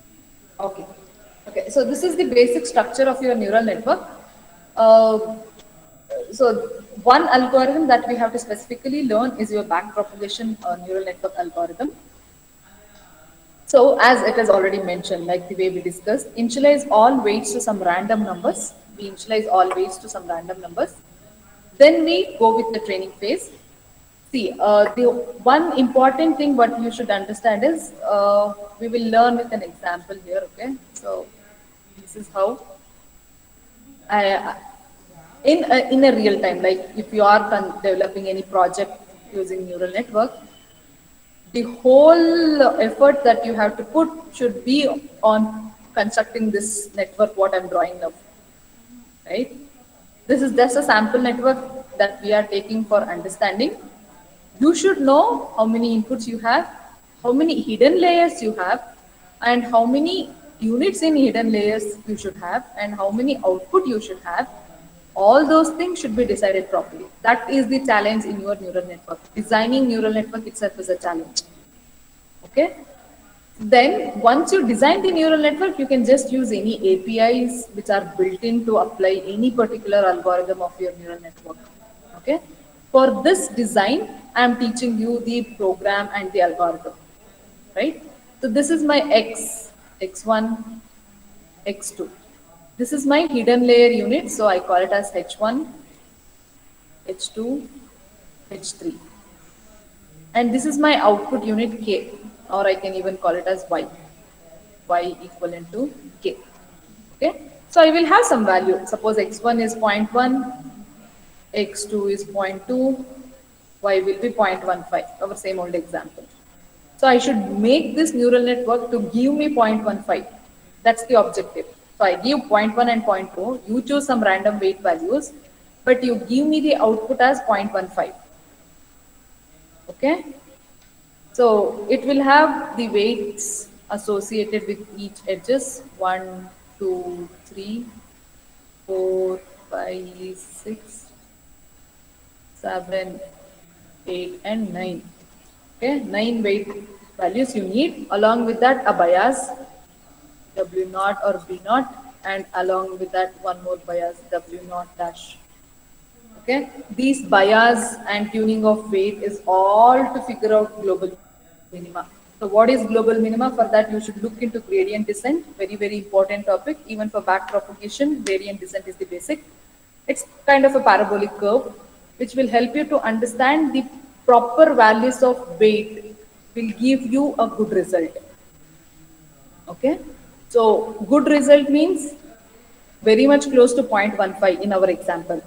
Or I can also tell less error. What is error? You are expecting 0.15, but you are getting zero point 0.1 or 0.12. So the difference between these two is called error in simple terms. In simple terms, okay? You have some of squared errors also. In simple terms, this is what we call it as error, right? So with this basics, as I already mentioned, how is this going to work?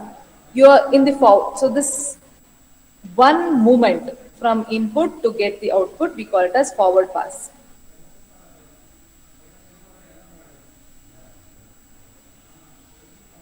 Okay. If you get some error, usually we get error because we randomly choose weight values, right? So if you get error, you have to change the weight values because obviously we cannot change our input value or the output value. Only thing that we have assumed are our weight values. So you have to tune the weight. Okay. So that is done in the backward fashion. So that's why the name back propagation algorithm. This is called backward pass. Okay. That is forward pass and this is backward pass or back propagation. Okay. That's the name. That's why the name back propagation neural network. Okay. So for each training example, here we have considered only one training example, x1, x2. This will be like this table, x1, x2, y. So I have only one value, 0.1, 0.2, 0.15, 0.15. Similarly, you can have other values also. Okay, we will have thousands together of value for properly training the neural network. Okay, so input the training example to the network. and compute the network output. That's all. They had given it in a very simple statement, but that is not actually so simple. I'll show you with a solved example that I have how to do that. Okay. After you, okay, let us see that first so that you get understand.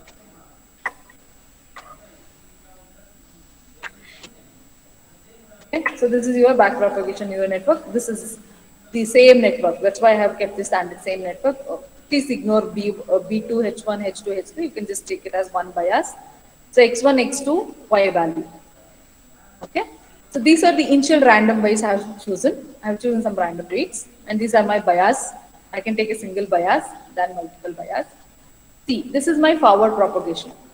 So to my H1, the values are linear combination of input and the weight. Means what are the arrows you have? You have arrow from X1 to H1, X2 to H1, and from bias. Okay, so it will be X1 W1 plus X2 W4 plus B1. Same thing I had written here, X1 W1 plus X2 W4 plus B1. B1 to H1, this is the bias. Okay, so this is the value I get. Similarly, I do it for H2 and H3. So that completes the input of these hidden units. But when it has to go out to Y, it will go through an activation function. So this is my activation function. H1 of out, I am representing it with the term of out, is equal to sigmoid function of H1, which will be 1 by 1 over E plus of E power this one. Okay. So is it okay if I continue till 4:15? It's okay, ma'am. You please continue. Yeah. Thank you. So this is the sigmoid function applied on the H out, and this is the value we get. Okay, H1 out, H2 out, and H3 out. At Y, what we should do? We should again take a linear combination of these output values from hidden unit into the corresponding weight values plus bias. So these are the weight values, right? W7, W8, and W9 plus B2. So the same thing I had put here. H1 out into W7 plus H2 out into W8, H3 out into W9 plus bias. So that gives me this result. So to output that, there should be again an activation function. So that's why I take Y out. Y out is this. So this is the actual output what you are getting, 0.9007. But what is the expected output? Expected output is 0.92. Assuming the rest of things are 0, means 0.92000. That is the output I am supposed to get. But what is the output I am getting? 0.9007, right? I have to reduce the error. The difference is more now. I have to reduce that. 0.02 something error is there. So I have to reduce it. So that's when the back propagation comes into picture to change the values of the weight. So let us see how to change the values of the weight. Okay. So to change the values of the weight, I would need this small value, dou H and dou K, at the hidden layer and the output layer respectively. What is this dou K or delta K? This is for each output unit K. How many output units you have? 1. For this one output unit, I will be finding out this with the help of this formula. So how did I come to this conclusion of the formula? There is a clear derivation given in your textbook. You can just go through the syllabus. Once you go through the syllabus, you will understand how do you get this formula. Okay. So what is this? Tk is the target. So 0.92, that was my target. Minus 0.9007. That is what I have got. Into this term. This term is called as derivative sigmoid. 0.9007 into 1 minus 0.9007. Okay. So if you take them together, that gives me dou K. Dou K, you have to calculate for all the output units. Since I have only one output unit, my job is simpler in this network design. Right. Then I'll come to the next for loop, wherein for each hidden unit H, how many hidden units I have? I have 3, H1, H2 and H3. For each one of them, I have to find out dou H, dou H1, dou H2, dou H3 using this formula. What is the formula? Again, derivative of the output of H. It's not 9007, instead it is H1 out, H2 out and H3 out respectively for 3 hidden units Ma'am, into, sir. the students raise a question with regards to bias. So they are supposed to be Okay. clear with bias. What is the meaning of that? Is that a constant or is that a value Yes, that? yes, it is constant. It is a very small constant. Usually we take it from point 1 to point 0.5 at the max. So why do you keep bias? Because something we need it is constant, so that even we change the other values of the weight, that will help us to reach the global minima. That's why we keep bias. Okay, ma'am. Is that clear? Yeah. Yes, it is a constant. It's a constant value. And it's very negligible or very small value we usually select. Okay, next, yeah, we will take the derivative sigmoid into summation of each k belongs to the output, means for each output your hidden unit is connected. Your hidden unit H1 is connected to only y or k. There is only one output unit. Suppose there were multiple output units, you should take summation of all of them.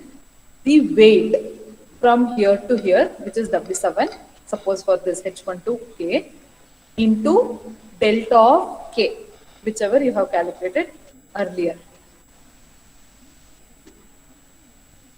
in the set 2. Okay, so that you have to multiply, that gives you delta H1. Similarly, you have to find out delta H2 and H3. After you find out delta K and dou K or dou H, you are updating the weight with this formula. Means what? Initially we had chosen some random value. So that is giving me some error. Now I have to change that value. How will I change? I cannot abruptly change. I have to change it at very low step at a time.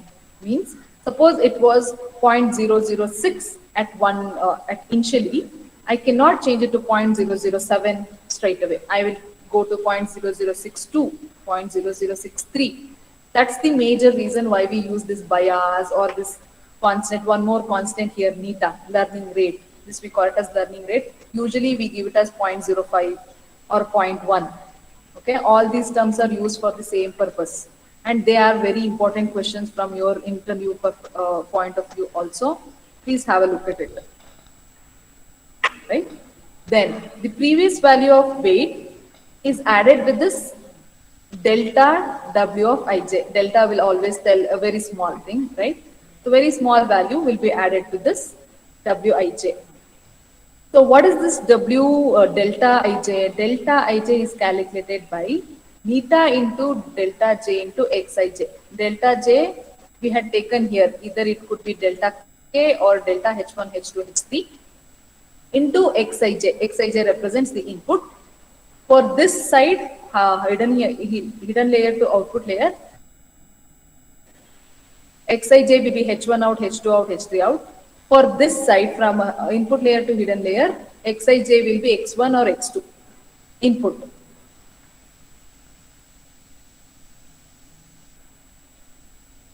Okay.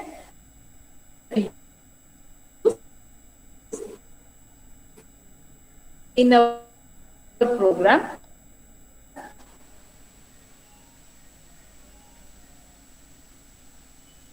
to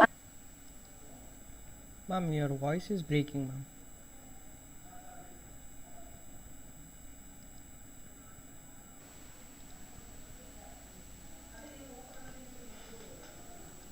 right, we saw forward pass. Now, okay, I think it's the network issue. Is the glitch still there, sir? Glitch in my network. No, now it is I clear, think ma'am. yes. Now it's clear. Please let me know, sir, because I'm on Wi-Fi, so it may create some problem. Yeah. So OY into 1 minus OY into TY minus OY. So what is the target you have got? Or what is the target you are expecting? What is the actual you have got? Into derivative sigmoid of that, the actual value. When I substitute, this is the value I get. This for output. Since I told I have only one output, there wouldn't be that much complexity, so I'll get it easily. I have to go with hidden layer units also. With the help of hidden layer units, this is how I calculate delta of H1. I already mentioned W7 into delta K. So you just substitute the values, you get H1, H2, H3. Then with the help of these delta, I'm going to update the weight value. See, we are back propagating. We are first calculating W7. Then we are calculating W8 and W9. So that layer hidden to output. Then we are coming to the first layer, input to hidden, W1, W2, W3, W4, W5, W6. Okay. So with these values, I'm not sure whether these values are also correct, right? So what should I do? I should again do a forward pass. See, I'm again doing a forward pass. Okay. So I repeat it. So till when you should continue? Continue back propagation and forward pass. So that is one pair. Forward, one backward, one forward, one backward. Keep doing it until you reach the error as threshold. Threshold error means ideally it should be 0. That's what we need. So now you can see instead of 0.9007 in the second forward pass it has changed to 0.9008, right? But we should get 0.92. So imagine how many times I should just run this, right? So one termination condition could be error should be ideally as 0 or it should meet some threshold. I can tell error of some 0.0003% 3 is okay. Okay, error of 0.0015 is okay. So if that threshold is given, you can stop there. Or you can go with epoch values. What is epoch values? Some fixed amount of iterations. I can tell 100 times, 1000 times, 10,000 times. You keep running this. Manually, it's definitely difficult, but programmatically, I can do that. Okay, so that's the explanation of the algorithm and the manual calculation, which is definitely in your textbook it is not given, and in very less sources online also it's given. It's what we have sat and we have done. So please do it so that you will understand it very well. Okay, if you solve the problem once, there is no necessity for you to even memorize the program. You can just construct the program on your own. Right? Any queries, sir? Or shall I move on to the program? You can proceed with the program, ma'am. Okay. So again, very simple program. Again, this is a very simple version of the program which works fine. We have tested, which works fine. The things are, it has some, specifications like this program has taken only 3 draining data set. So 2, 9 represents x1 and x2. x1 is 2, x2 is 9. Here x1 is 1, x2 is 5. Similarly, x1 is 3, x2 is 6. They all are floating point values. Right? Because we usually deal with very simple, very minimal values. So we have taken floating point values. So we have constructed an NumPy array of it. Then y represents corresponding output. For x1 as 2, x2 as 9, the output is 92. For x1 as 1 and 5, output is 86. For similarly 3 and 6, the output is 89. Okay. There is no big reason why I had chosen this. This is simple values I had taken. I just want to train my neural network for these values. That's all. And I really have no other, no specific reason why I had chosen only 3. I can extend to 5 more, 10 more. It's not an issue. Okay, you can just add it here and you can add some more here. Okay. But if you observe these values, they are in decimal, like they are integers 2, 9, 1, 5 and all. So let us take the minimal values of it. So what am I doing? I'm just applying one formula. If you really don't like this formula, what you can simply do it here is, you can just take x equal to x divided by 10. You can just simply do that. That's also fine. So 2 gets converted to 0.2, 9 gets converted to 0.9. Similarly, 1 as 0.1, 5 as 0.3, the rest of the values, right? So why am I doing it? Just to keep them as simple values. You can also ask, ma'am, why are you doing double? You're also give it. That also you can do. I'm just giving multiple ways to my students, like this also you can do. Okay. Here what are we doing? We are taking axis wise maximum and dividing. Means 2, 1 and 3 belong to one axis, 9, 5 and 6 belong to another axis. From 2, 1 and 3, 3 is maximum. So I'm dividing 2 by 3 and I'm dividing 1 by 3 and 3 by 3. Okay. So this is the value I'm getting. See here. 2 by 3, 6.33, 1 by 3, 0.33, 3 by 3, it's 1. Similarly, I'm doing for the other axis, 9, 5 and 6. 9 by 9 is 1 because 9 is the maximum value out of 9, 5 and 6. 5 by 9, 6 by 9. Okay. And what am I doing for y? Y, I'm just dividing it by 100. So it will be 0.92, 0.86, 0.89. As I already mentioned, for x also you can do it simply. There is no big deal behind it. What is the sigmoid? It is same sigmoid function what we have seen in the manual calculation, 1 over 1 by 1 plus, sorry, 1 over 1 plus e power minus x. Okay, same thing we had applied. Derivative sigmoid, probably you remember me telling that OH into 1 minus OH is called as derivative sigmoid, or OK into 1 minus OK is called as derivative sigmoid. So this same thing I had put it in the form of a function because we call it multiple times. Okay. Next, very simple thing, epoch. Epoch we had given it as 1 just to show you the output. Usually I keep it as 1000. I'll show you what happens when you keep that much. See, it has reached at least this much. Okay. This is the actual output. 0.92 should come as the output for the first one, but I'm getting as 0.89 even though I have run it 1000 iterations. 0.86 should be the output, but I'm getting 0.88. 0.89 should be the output, at least for this one, I'm getting 0.89, ignoring the rest of the decimal points. Okay. But if you see a step before, because it has run 1000 times, right? It has printed all those. Normally, we don't print all these. Only to show students, I had put that. This is not showing. Let me just comment these things so that you can just see the exact output and don't see the another or some other unnecessary things, right? Again, I'm printing the way. Where am I printing it? Okay. Here my console. Here is where I'm printing. See here, it's printing it only once. It's not printing it those many times. Let us put them into the for loop. Tab, tab, and tab. They were outside the for loop, right? So that's why they were just printing it once. See, now it gets printed. So this is your one set, input, actual output and predicted output. You can see 89.89 here. Somewhere if I go,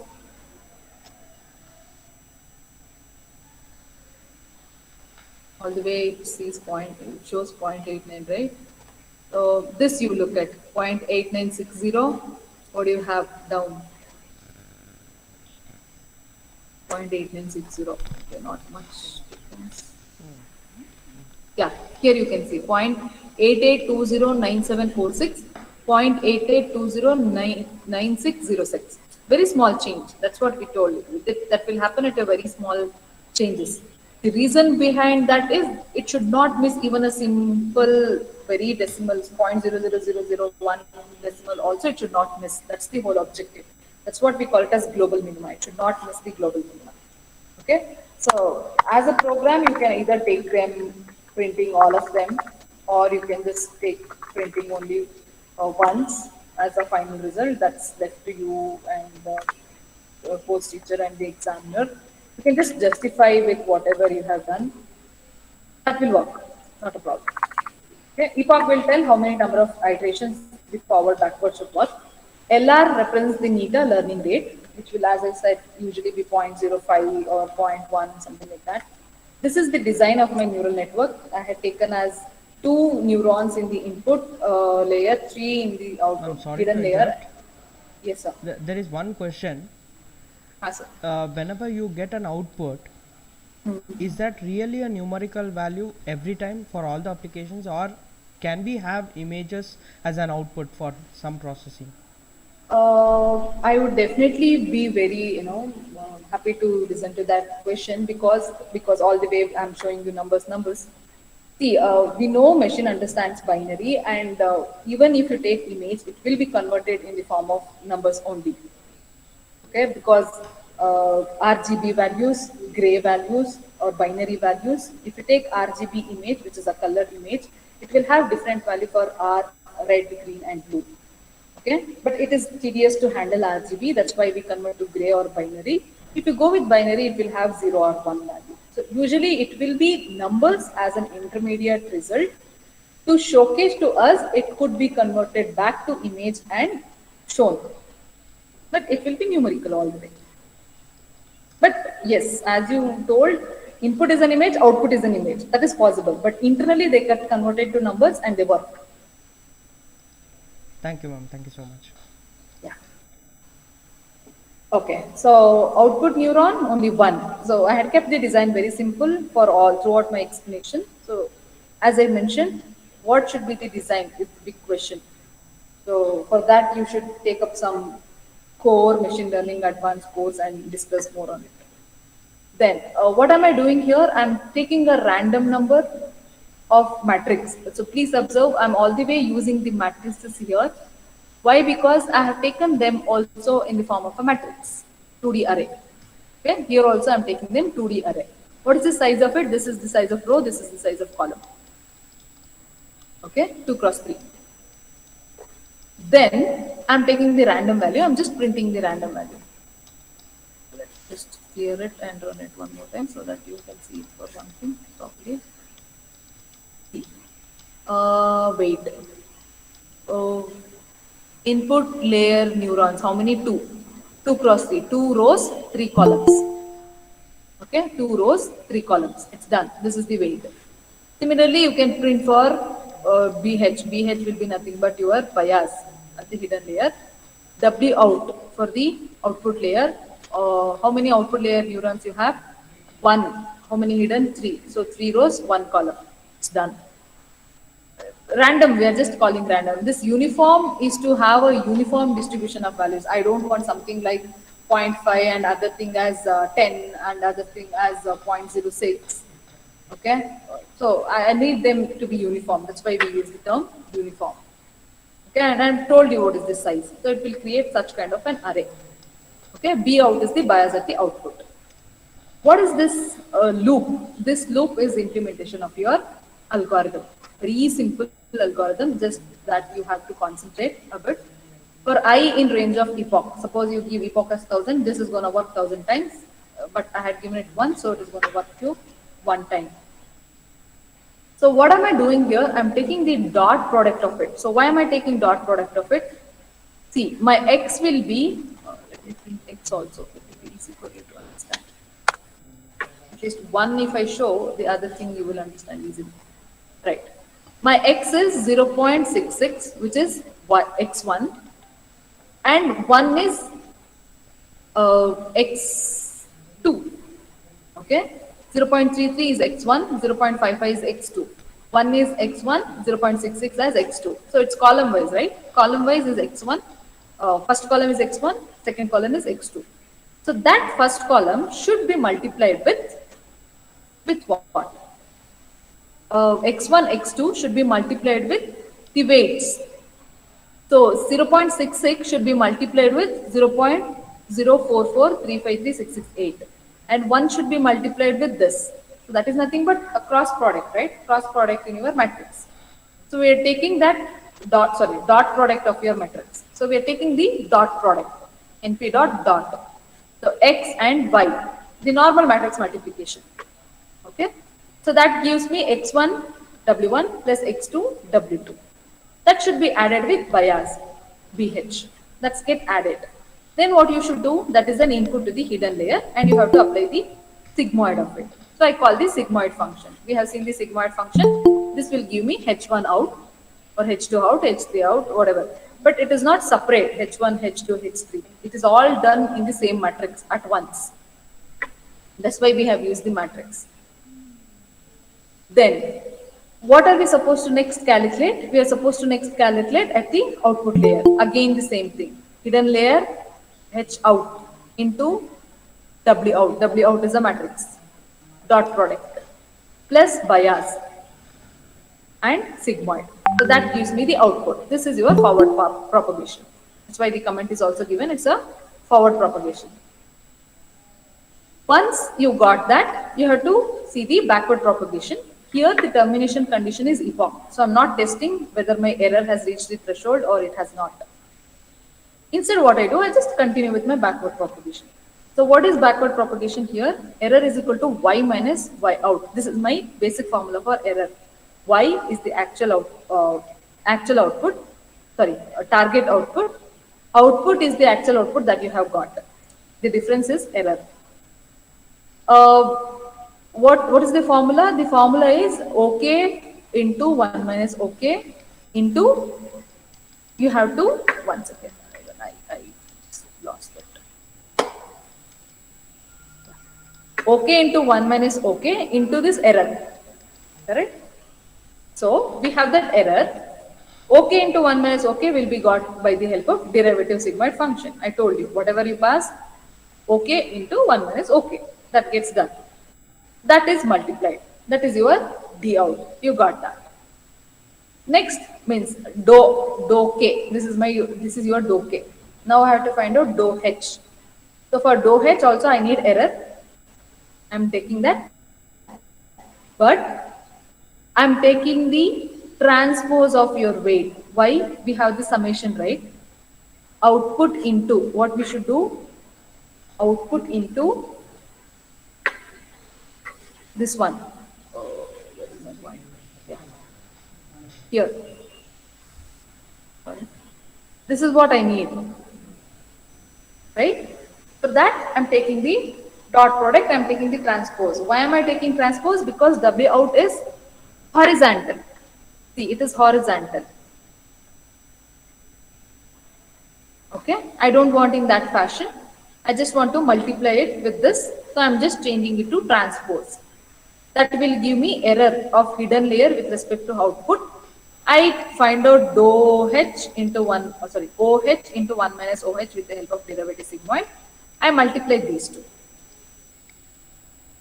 Okay, I multiply these two. This will be my do H.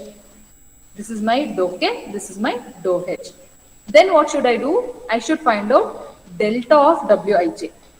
So delta of Wij is given by learning rate. What is the formula? See, Wij will be equal to Wij plus delta of Wij, where delta of Wij is neta into dou j into xij. That is what is done here. Okay, so this is done at the output layer. This is done at the hidden layer. Means W6, W7, W8, W9. This is for W1 to W6. So Wij plus equal to means W out plus W out equal to W out plus this one. LR learning rate, hidden layer underscore actual dot transpose means Xij into dot matrix of delta J or do J. Do K. Okay, this is for do K. This is your input. Right? Here also x1, x2, x1, x2 transpose dot matrix of your delta H or do H into neta. That will be added to the previous value of your weight. So that gets updated. Again it goes to the for loop and it continues. So till your epoch reaches, it continues. Once it reaches the number of iteration, it stops and it prints the output. This is the working of your back propagation algorithm, and that is what I had planned today. We had extended 15-20 minutes beyond our time. Sorry for it. It depends on the explanation because I felt without explaining the algorithm and the handwritten problems, uh, you will not understand the program very well. So any changes needed, you can just let us know so that we can incorporate for tomorrow's and day after tomorrow's thing. If you want me to avoid program or a problem, you can do that. Yes, Hemant sir and Usha ma'am, that's all I had planned. No, ma'am. Certainly, it is a great explanation because without any problematic or solved things, Yes, we can't yes, go directly into the program, and we can't understand each line without yes, understanding sir. algorithm or before doing algorithm. So it was a Yes, great sir. session, and I am looking forward the session. If any queries from the participants, because a few of them were talking about epoch and bias Mm-hmm. and how it is going to consider randomly, because it is considering the values which is negligible, or randomly it is considering the highest number, because we don't know how random numbers are taken.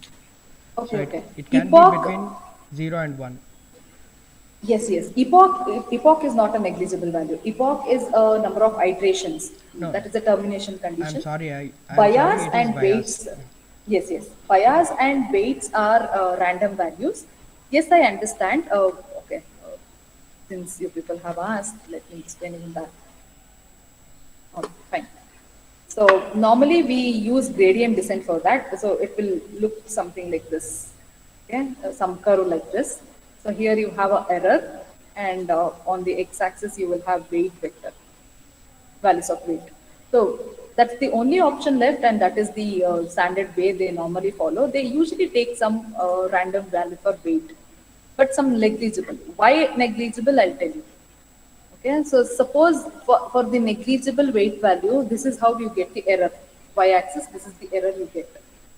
But what you could see here is, okay, so there is some deviation here. Okay, assume there are some deviations. This is how we got this. Okay, so this is the initial value of the weight that we have taken. So for that, this is the error I'm getting. So I don't know what should be the value of the weight to get minimal error. And I even don't know what is the minimal error. Ideally, error should be zero. But how can you tell you will get zero? If you run some lakhs together of times, you might not get zero because you might miss that exact point. Because how many weight terms you have? You have 9 weight terms, which are variable, right? Bias, they are not variable. Weight terms are variable. 9 variable weight terms you have. If you change one or Hey, three, there is super. a chance that you Avrella miss the masters. exact point and you move to the ಏನಂತ later ಹೇಳಿದ? point, right? So the idea is to move down like this, correct? So what if you just this is the actual minimal error point? What if you miss that and come to this point? Possible, right? Possible, very much possible in the practical scenario. So that's why we change it with such a minor step at a time so that we don't miss that global minima. This is what I used to call it as global minima. Okay, I should get the minimal error possible.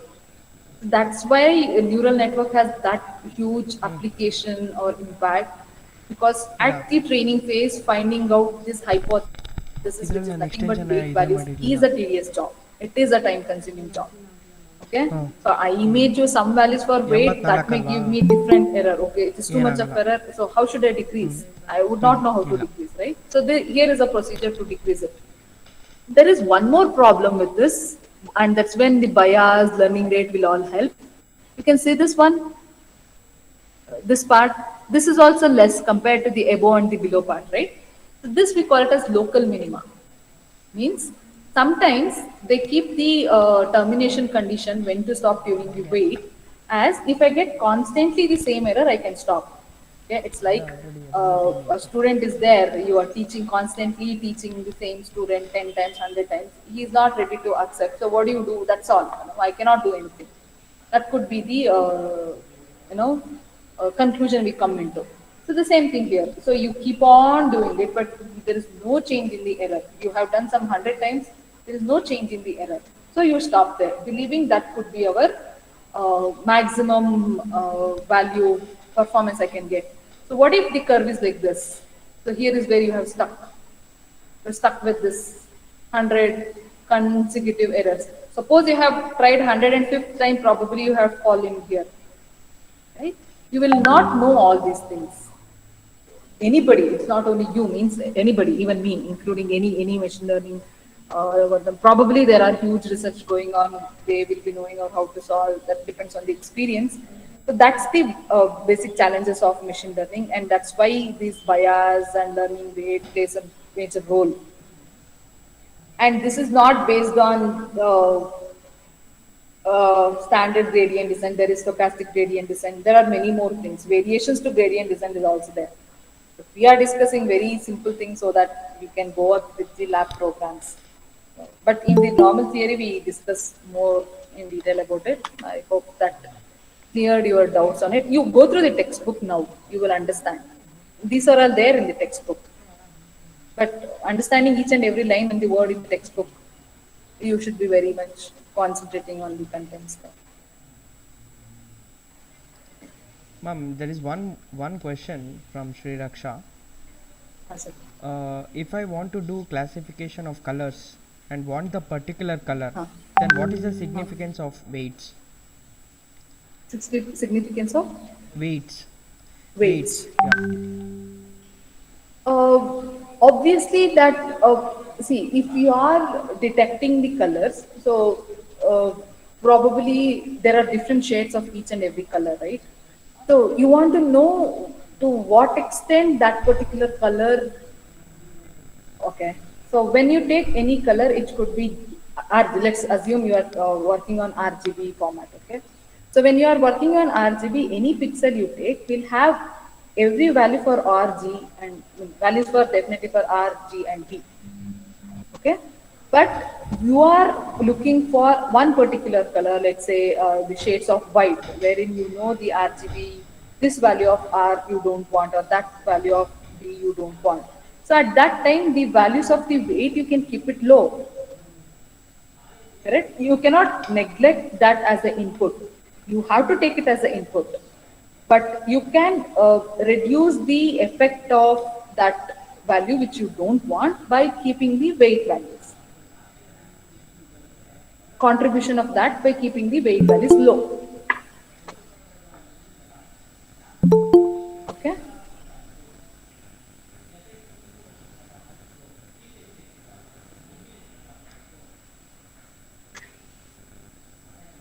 You are supposed to know sigmoid mathematically how it works. So we had a function I showed, I think.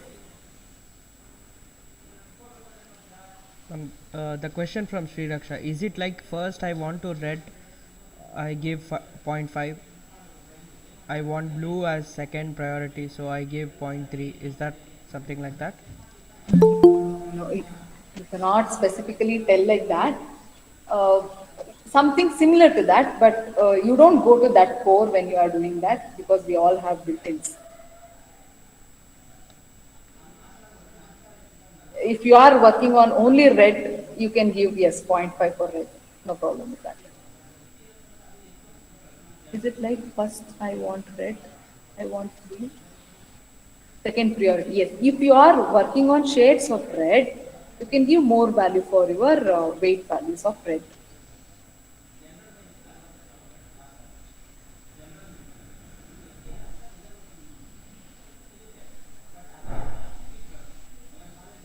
Okay, okay, Sri Raksha. Anything else, students? Yeah, even I'm looking forward the same the queries from the students end, but right Yes, sir, now we'll there is wait. nothing. Hope it is all clear for them, and we'll expect the same explanation energetic from you, ma'am. It was a great session. Even I learned many things. Even I was taking the same machine learning subject, Okay, so I got to know many things, and I've noted down many things. So it will okay. be a great helpful for our students if you continue the same with the same type of explanation, which is in Definitely, sir. depth. I explaining the concept, algorithm, and then moving on to the program. So it will be helpful for them to understand the concept as well. definitely, sir. Thank you so much, ma'am. Thank you, participants. Thank you, students, for your active participation and uh, making your queries resolved. So we expect the same active participation tomorrow also, and we'll meet tomorrow. Yes, sir. Harini, ma'am, we'll Sir, meet tomorrow. Yeah. yes, sir. Yes, sir. Nothing. Yes, thank you. You want to say something, ma'am? Nothing, sir. We will discuss afterwards. Okay, fine. Students, you can use the same link for tomorrow's session also. Yes. Thank you for the opportunity for the complete Department of Computer Science and Engineering, DWI. Thank you, Really ma'am. appreciate. Thank you, ma'am.